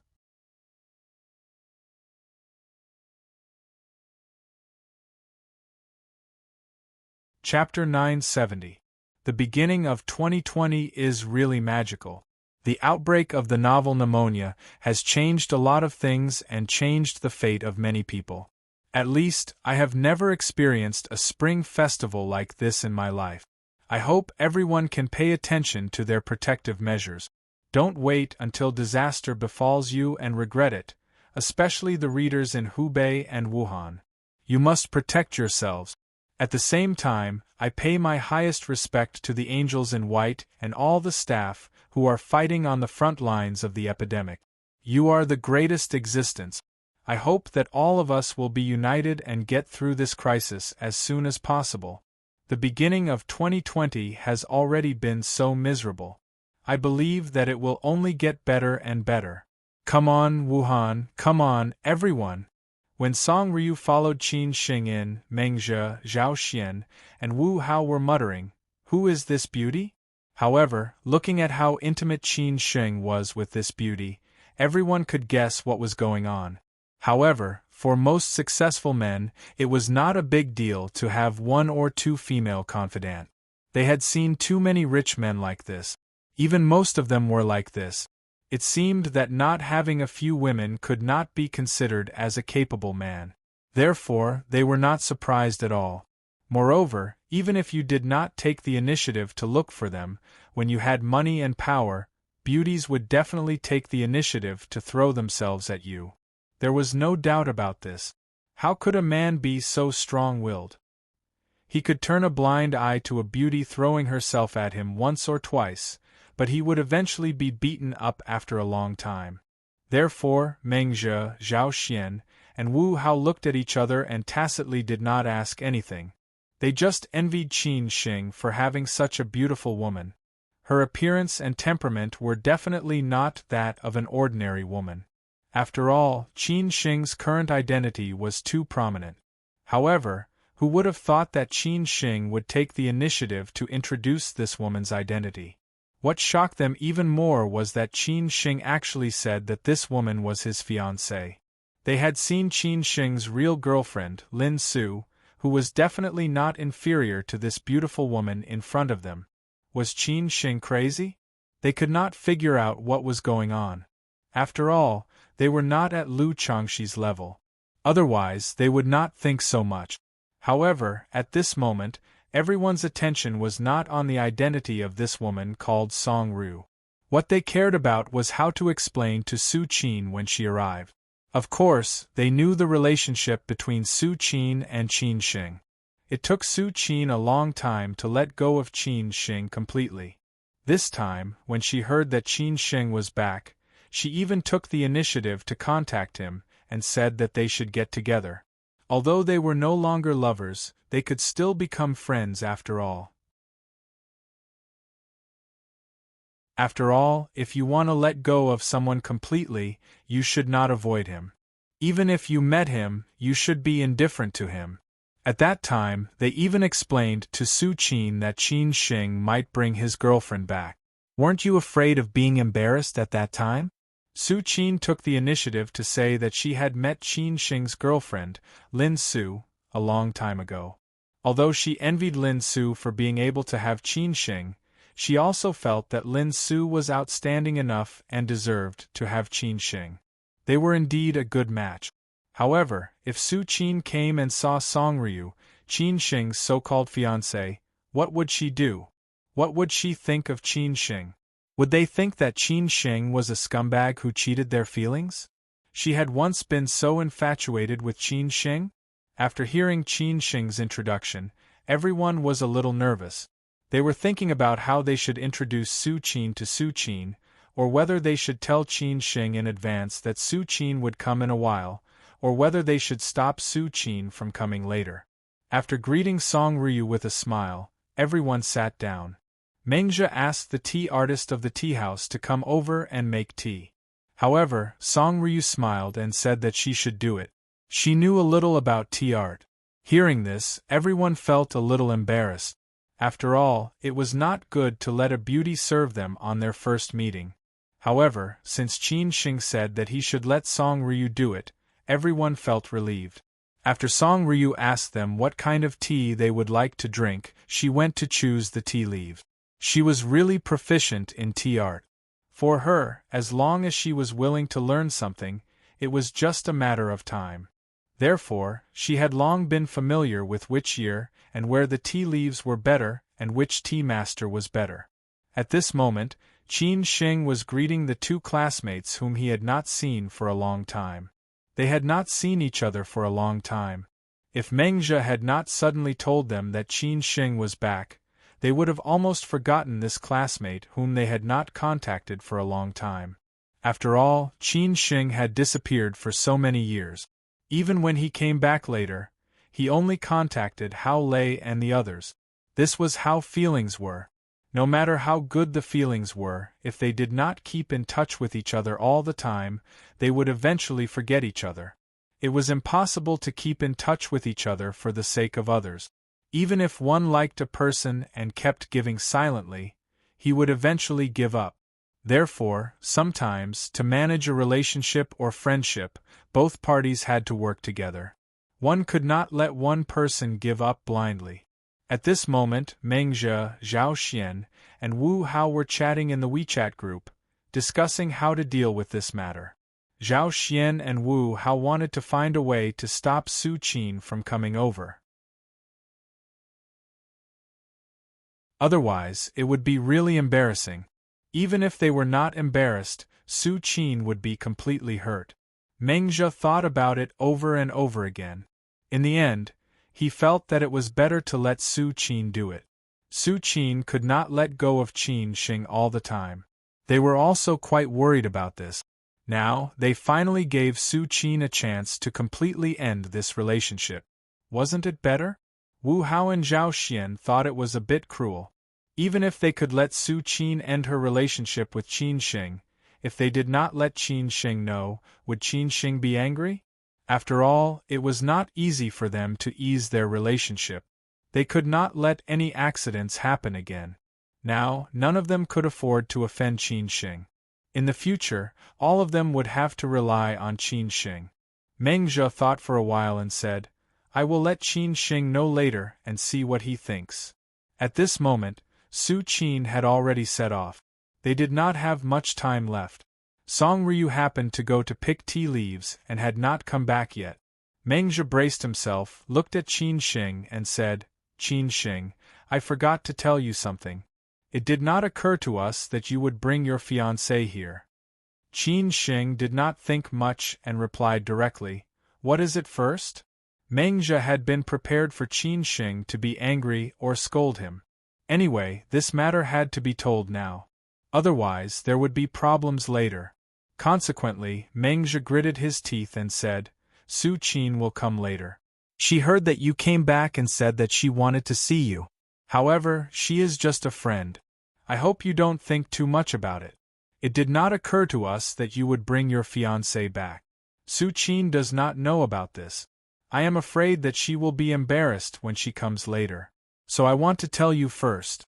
If you think it is inappropriate, we will figure out a way to stop Su Qin from coming." After a few seconds of silence, he finally made up his mind and said, "Mengzhe, although Su Qin and I have broken up, I will meet her whenever she wants to see me. No matter where I am, we are still friends. So you don't have to say anything more. Let her come here. You don't have to worry about the rest of the things," Mengzhe said with a smile. After hearing this, everyone was instantly relieved. However, what did Qin Xing mean by making such a decision? Was he not afraid that Su Qin would meet Song Ryu? Was he not afraid that Su Qin would be sad? Was he not afraid that she would ruin her image in Su Qin's heart? Was he not afraid that Song Ryu would have a problem with him? Everyone was somewhat confused. At this time, Song Ryu had already come back. They did not dare to talk about these things anymore. They could only smile and change the topic. However, the atmosphere was somewhat awkward. The tea leaves here are not bad. I chose the relatively good pu raw tea. How about you try it first? Song Ryu began to make tea skillfully. Making pu raw tea was relatively simple, without too many complicated procedures. However, at this time, everyone was silent. Song Ryu felt a little strange and asked, "What's wrong with you?" Wu Hao braced himself and said, "In front of such a beautiful woman, we are a little nervous. We are afraid that we will say something wrong." However, at the same time, Zhao Xian said, "We are thinking about what to eat tonight." The donkey's lips did not match the horse's mouth. They looked at each other and felt a little embarrassed. They did not know what to say for a while. Song Ryu didn't think much of it. She burst out laughing. At this time, the door of the private room was opened by the waiter. He said with a smile, "Sorry for disturbing you, your friend has arrived." Then, Su Qin in a black dress walked in slowly. She was still so beautiful and stunning. Su Qin was still Su Qin. The moment Song Ryu saw Su Qin, she instantly understood what had happened just now. They must have been talking about Su Qin. That was why they were a little embarrassed when they saw her. As for Su Qin, when she pushed the door open and saw the beautiful woman beside Qin Shing, she was instantly stunned. She looked confused. Who was this beautiful woman? She thought that Lin Su might also come back. They did not get to know each other formally last time. This time, it was time to take the initiative to get to know each other. As for the others, they did not even dare to breathe loudly. They just wanted to see how Qin Shing would deal with this. Finally, let's talk about some trivial matters. This spring festival is really boring. No one dares to leave home, no one dares to go out for a stroll. But God still wants to continue teasing us. It's boring enough, but He still wants to make us sad. Just yesterday, my favorite idol, Kobe, died in a plane accident. I believe he is also the idol of many people. When I woke up and saw the news, I did not come to my senses for a long time. Until now, I still do not want to believe this fact. From the time I played basketball in junior high school to now, Kobe has accompanied me throughout my youth. I remember that in high school, I quarreled with my parents many times because I wanted to play for the school team. In the end, I clenched my teeth and persisted. Although I am not the teenager who chased the wind anymore, I still like Kobe and basketball. So I started updating yesterday, but I have been refreshing the news and watching TikTok. I cannot accept this fact no matter how hard I try. I feel that everything is really magical. I really do not know how to spend this year.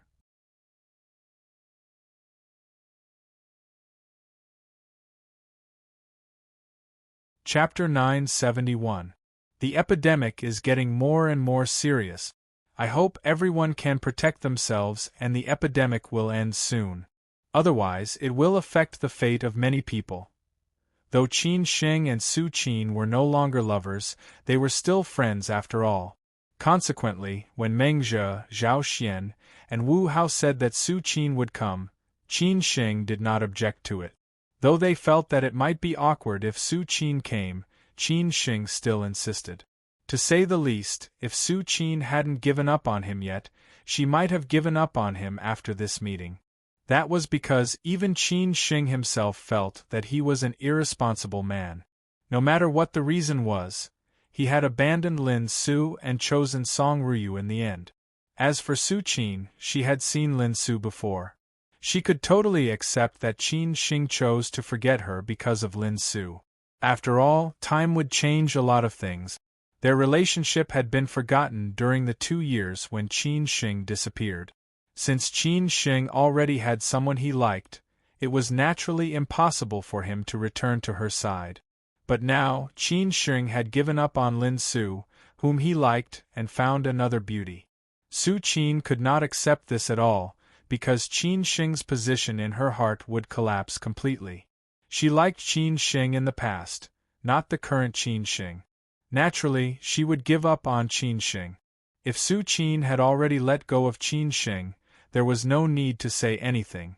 Their meeting was just a meeting between friends. As long as both of them could face it calmly, there would be no problem. In that case, it was Qin Shing's business who he would choose to be with. Even if Su Qin knew that Qin Shing had abandoned Lin Su and found another girlfriend, she would not say anything. At most, she would despise Qin Shing for being a scumbag in her heart. She was just blind once. In the future, they would not meet again. This was Qin Shing's idea. However, at this moment, Song Ruyu was the most interesting one. She recognized Su Qin at a glance. When she was resting in the Lin family, she happened to see the album about Su Qin left by Qin Shing. Qin Shing had already forgotten these things. Naturally, he did not have time to deal with them. Maybe he did not need to deal with them. After all, these were all stories of the past. Therefore, although Song Ruyu had never seen Su Qin before, she recognized her at a glance. Although Su Qin had changed a little and was more beautiful and elegant than before, some basic things could not be changed. No wonder the atmosphere of those men's conversation just now was not right. It turned out that they were talking about Su Qin. Song Ruyu, who was smart, quickly figured out the ins and outs of the problem. That was, Qin Shing did not mention that he would bring her back, and they did not tell Qin Shing that Su Qin was coming. Therefore, when they saw her, they were a bit flustered.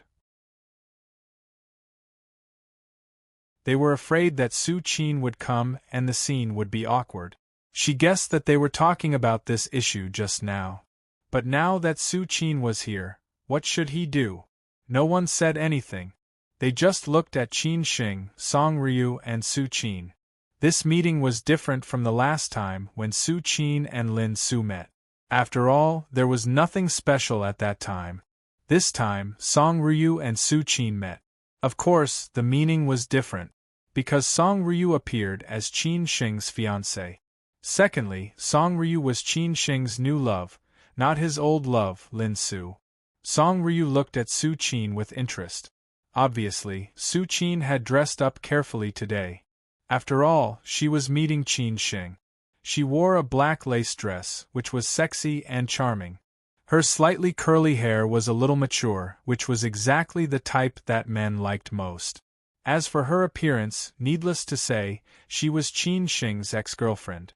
Even in Beijing, she would be a great beauty. As for the temperament, a woman's temperament came from her family. The Su family was a little famous in Xi'an City. Su Qin's father's company could be ranked among the top 50 private enterprises in the province. It could be imagined that the daughter cultivated by such a family was very expensive. If Qin Shing was just an ordinary poor boy, people might think that he was a toad who ate swan meat. If the Lin family had not been in trouble and had steadily developed as before, its status should be similar to that of the Su family now. In this case, Su Qin and Qin Shing would be a talented man and a beautiful woman. It would also be a good story. However, Qin Shing left Xi'an, experienced a lot of things, met Lin Su, and then returned to the Qin family. As a result, many things changed. At this time, Su Qin was also looking at Song Ryu. At first, she thought that Song Ryu was a tea artist in the tea house, but she had never seen such a beautiful tea artist. She often came here, which had become a stronghold for them. After all, the environment was good, and the most important thing was that it was close to her home. In addition, Song Ryu did not wear the Cheongsam uniform of the tea house. Naturally, she was not a tea artist in the tea house. After a little observation, Su Qin realized that the relationship between this beauty and Qin Shing was not simple. Why didn't she suspect others? That was because she knew others relatively well. She had never seen Mengzhe, Zhao Xian, and Wu Hao have such friends. In addition, even if they had friends, they would not bring them to meet Qin Shing. So in the end, it could only be Qin Shing. When everyone was waiting for Qin Shing to introduce them, Song Ryu took the initiative to stand up and walked over slowly. She smiled and said, "You must be Su Qin. I'm Qin Shing's fiancé. My name is Song Ryu. I heard Qin Shing talk about you." Except for Qin Shing, everyone present was a little surprised that Song Ryu actually recognized Su Qin. But then they felt relieved. Maybe Qin Shing had already told Song Ryu about what had happened in the past, but they did not know how he told Song Ryu about Su Qin. Qin Shing was also a little surprised, but he did not know whether to laugh or cry. Song Ryu was still Song Ryu.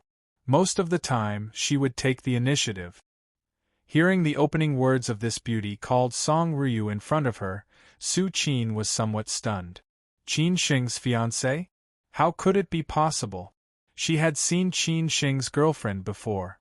Lin Su, a daughter of a wealthy family in Zhujiang, was better than her in all aspects. When did Song Ryu appear? What about Lin Su? Could it be? Su Qin thought of a possibility, but she felt it was a little funny. Was it necessary?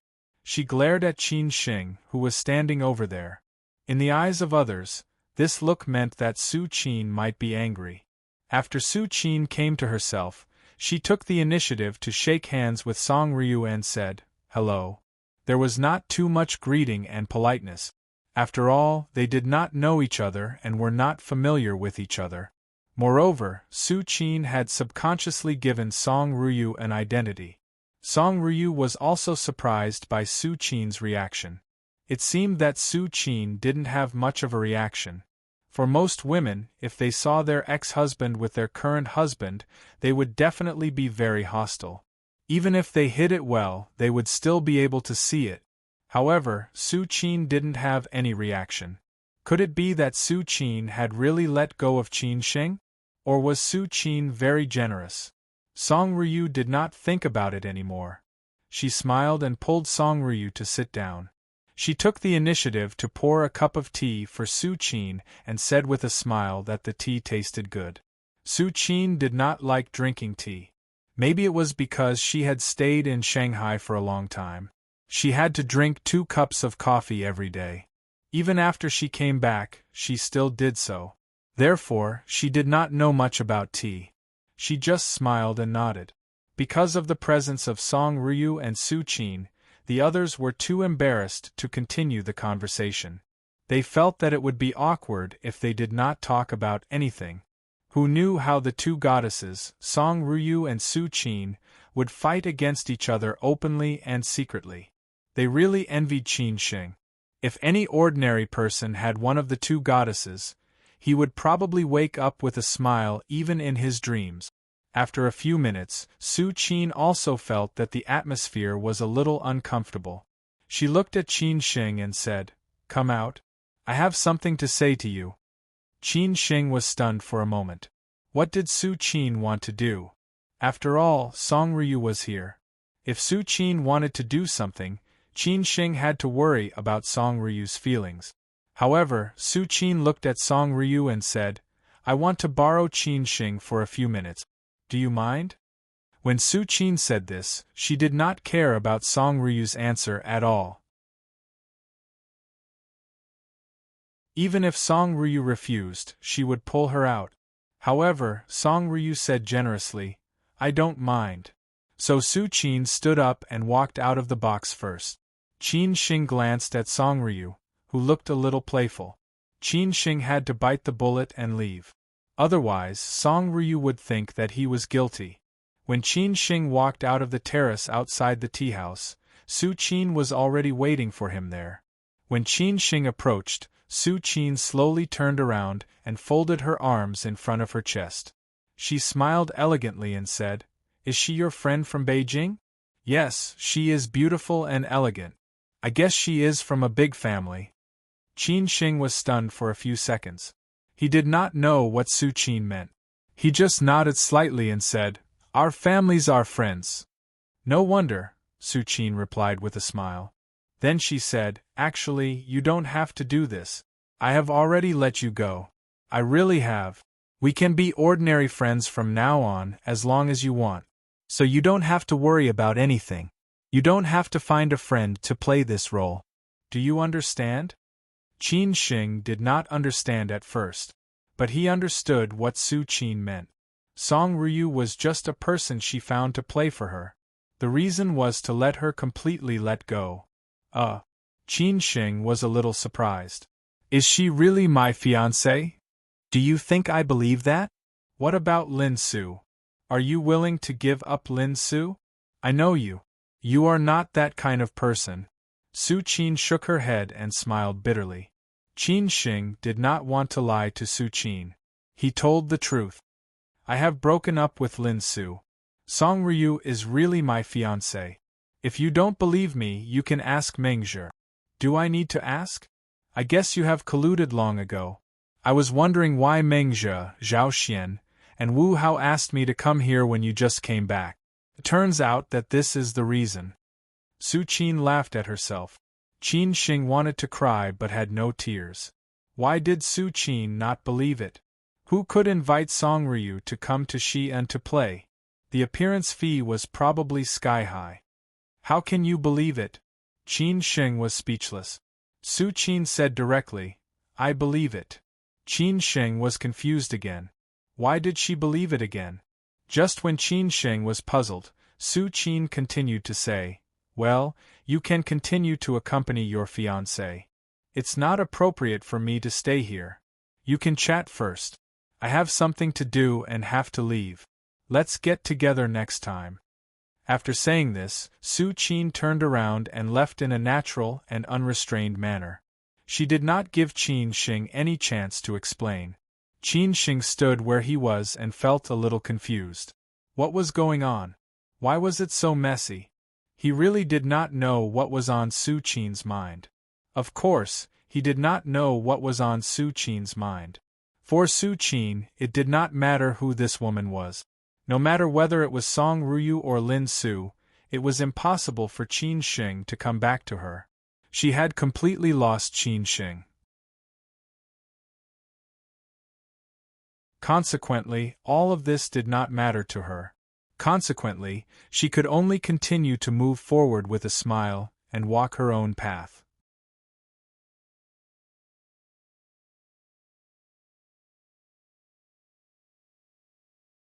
Chapter 972. Su Qin left. Qin Shing owed Su Qin in this relationship, so he felt guilty every time he saw her. He used to be young and ignorant. He thought that if he broke up with Su Qin, he would not look back and just move on without disturbing others or torturing himself. Later, he found that everything was so naive. The most painful thing in the world was not being able to be with the one he loved deeply. Qin Shing thought that he had completely let go of Su Qin, but he still could not calm down when he saw her again. Unfortunately, he had met Lin Su, so he had to move on. However, Su Qin had been waiting for him all these years. Even though he left without saying goodbye for more than 2 years, she still waited for him silently. If Su Qin had not loved him so deeply, she might have said goodbye to being single long ago. After all, there was absolutely no lack of excellent pursuers around her. It was just that she could not let go of Qin Shing. Unfortunately, Qin Shing had Lin Su, so he could not abandon Lin Su. Su Qin could only force herself to let go of Qin Shing slowly. Now she was actually in a good state. She had gradually recovered to the previous Su Qin. She would pretend that Qin Shing had never come back.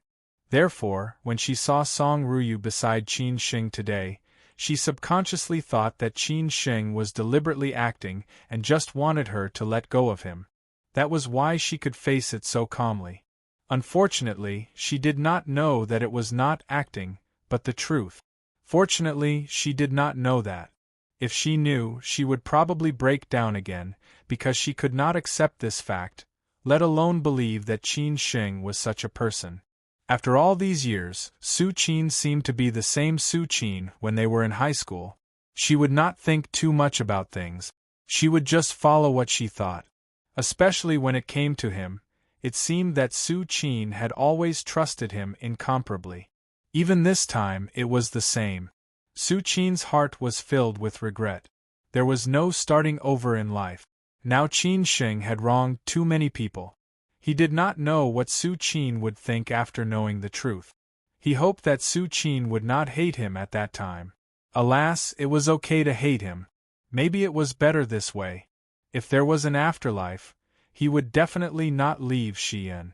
In this way, he would not have lost Su Qin, met Lin Su, and would not have let them down. When Qin Shing returned to the private room, everyone was surprised to see only Qin Shing without Su Qin.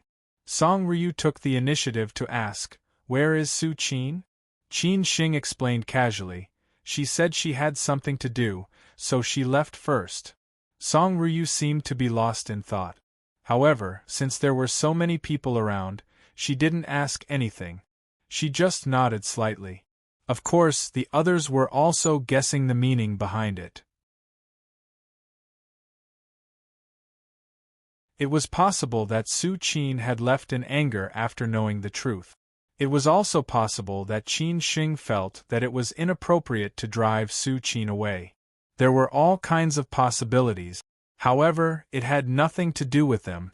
Anyway, it was between Su Qin and Qin Shing that they should not get involved. If they annoyed Su Qin, they would offend Qin Shing. Qin Shing was no longer the Qin Shing in the past. They could not afford to offend any of them. In the afternoon, they drank tea and chatted. Song Ruyu was very curious about Qin Shing when he was in middle school and high school, so she asked a lot of things about that time. Anyway, they only talked about the things that happened in school. They talked about the things that happened at that time, but they all tacitly erased the things about Su Qin. Song Ruyu was also very sensible and did not ask about it. Qin Xing did not think it was a big deal because he knew what kind of woman Song Ruyu was. She could not care less about Lin Su's things, so how could she care about the things that happened in school? Later, they chatted casually. Song Ruyu had nothing to do, so she asked Mengzhe, Zhao Xian, and Wu Hao what they did for a living. Everyone told her the truth. Song Ruyu talked about company management, corporate culture, and corresponding industries with them. Almost everything she said was true, which made Mengzhe, Zhao Xian, and Wu Hao look at her in a new light. They did not expect Song Ruyu to be so excellent. In the end, Mengzhe could not help but ask her what she did for a living. Song Ruyu said with a smile that she was a civil servant. Zhao Xian asked her which ministry she worked for. Song Ruyu was Qin Xing's fiancée. Based on the Qin family's background, the woman who could make Qin Xing give up Lin Su and marry her must be from a big family in Siju City. Those who came from big families to be civil servants must be working in a ministry. Therefore, Zhao Xian asked her which ministry she worked for. Secondly, it was to show respect to Song Ruyu. He was afraid that Song Ruyu would think that he belittled her if he said too little. Song Ruyu did not hide anything. She told them her company honestly. Mengzhe, Zhao Xian, and Wu Hao heard the name of the company. They were all dumbfounded and did not know what to say for a while. They could only admire Song Ruyu from the bottom of their hearts. Song Ruyu was really not a normal person. They did not go to any high-end restaurant for dinner. Qin Xing still loved barbecue and beer the most. These were the memories of summer. Seeing that summer was about to pass, how could he miss it when he finally returned to Xi'an? They went to the same old place, the small bamboo stick barbecue on Yenta North Road. The beer was still the same as before. The dishes were still the same, and the people were still the same. However, many things had changed quietly. Nothing could go back to the past. Qin Xing did not drink to his heart's content. He only drank 3 or 4 bottles of beer. The others drank more. Song Ruyu drank a glass symbolically. Before 10 o'clock, everyone left. Mengzhe and the others did not continue to ask unless Qin Xing took the initiative to invite them. They all knew that Qin Xing would not return to Xi'an for no reason. Of course, Qin Xing did not invite them. He only said that he must go to Beijing next time. Therefore, they left. However, when Qin Xing returned to the Tsujiang mansion with Song Ruyu, Lin Shi and Wang Li asked worriedly, "You didn't drink too much, did you?" Qin Xing smiled and shook his head. "Just a little." "That's good." Wang Li smiled and nodded. "We still have business tomorrow. We won't bother you anymore. The rooms on the 2nd floor have been prepared for you. Go and rest early." After saying this, Wang Li directly turned around and left.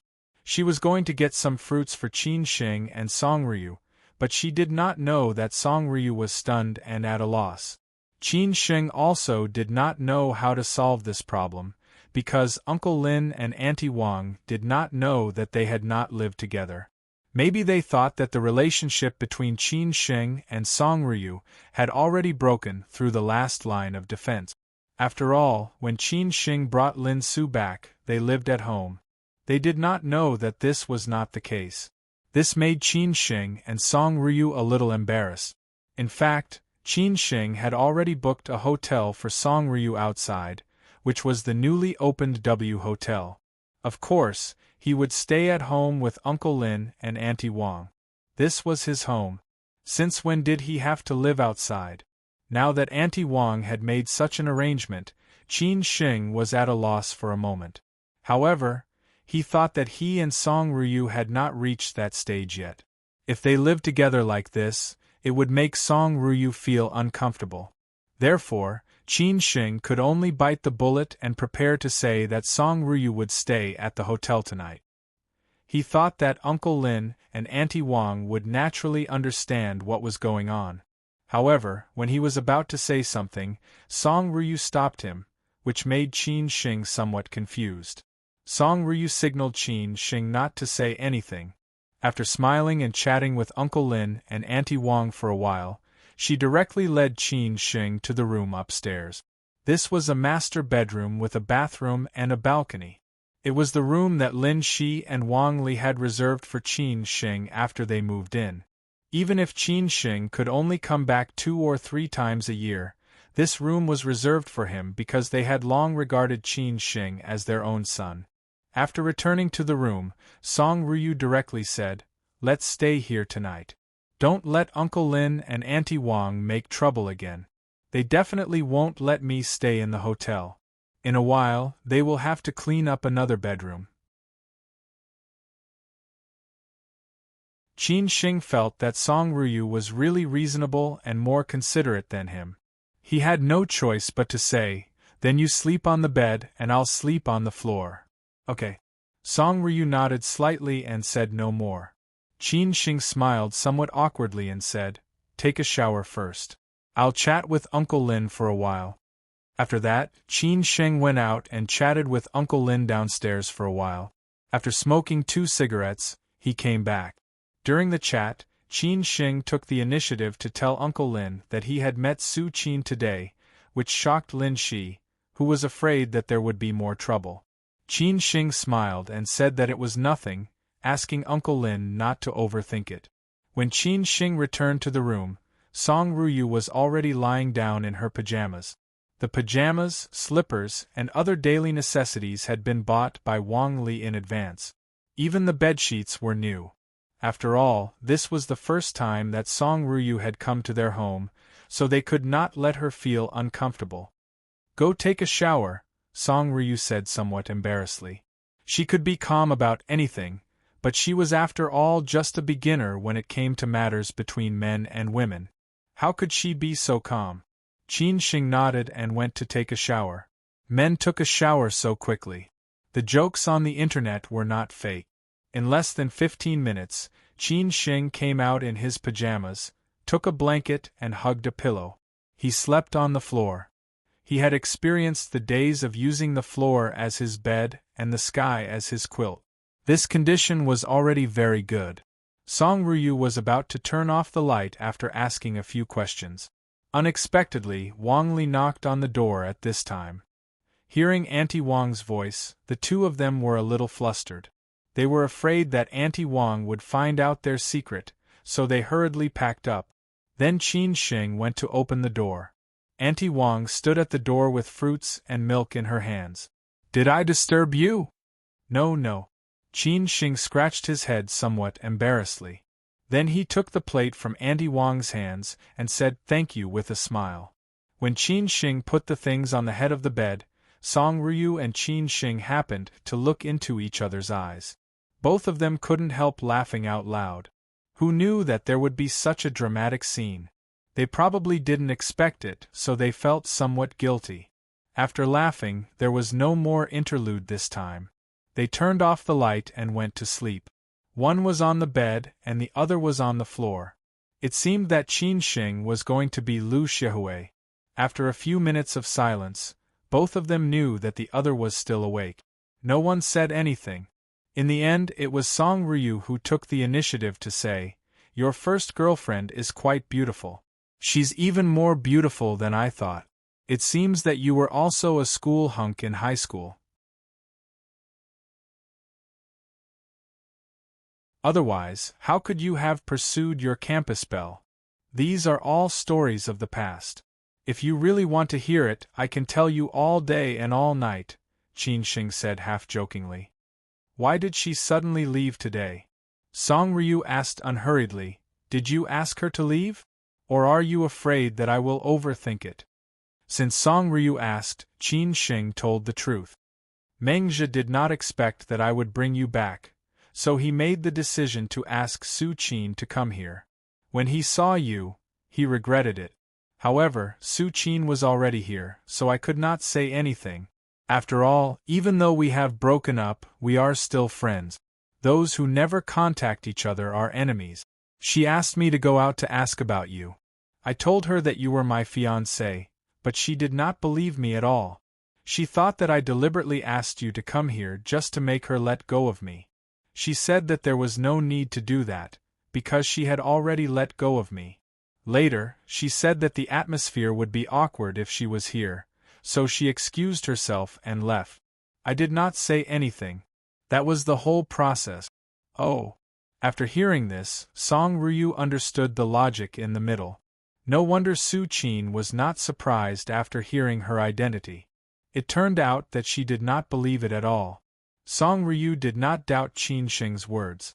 Everything made sense. Moreover, there was no need for Qin Sheng to lie.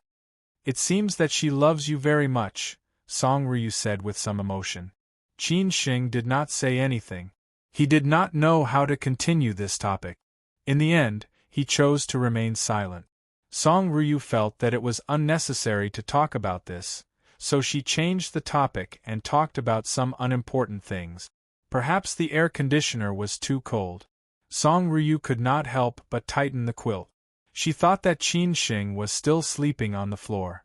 The floor in summer was different from that in winter. If there was a floor heater in winter, it would be very comfortable to sleep on the floor. However, in summer, it would be cold to sleep on the floor with an air conditioner, which was not good for one's health. Song Ryu hesitated. What should she do? If she did not allow Qin Sheng to sleep on the floor, he could only sleep on the bed with her. A man and a woman sleeping on the same bed, even if nothing happened, something would happen. Moreover, Qin Sheng was a normal man, but she, however, if Qin Sheng continued to sleep on the floor, she would feel sorry for him. It seemed that Qin Sheng was not that kind of person. She trusted Qin Sheng very much. Moreover, they were about to get engaged. Sooner or later, they would get married. Even if they slept on the same bed now, it would not be a big deal. She was just thinking too much. Song Ryu tossed and turned in this way.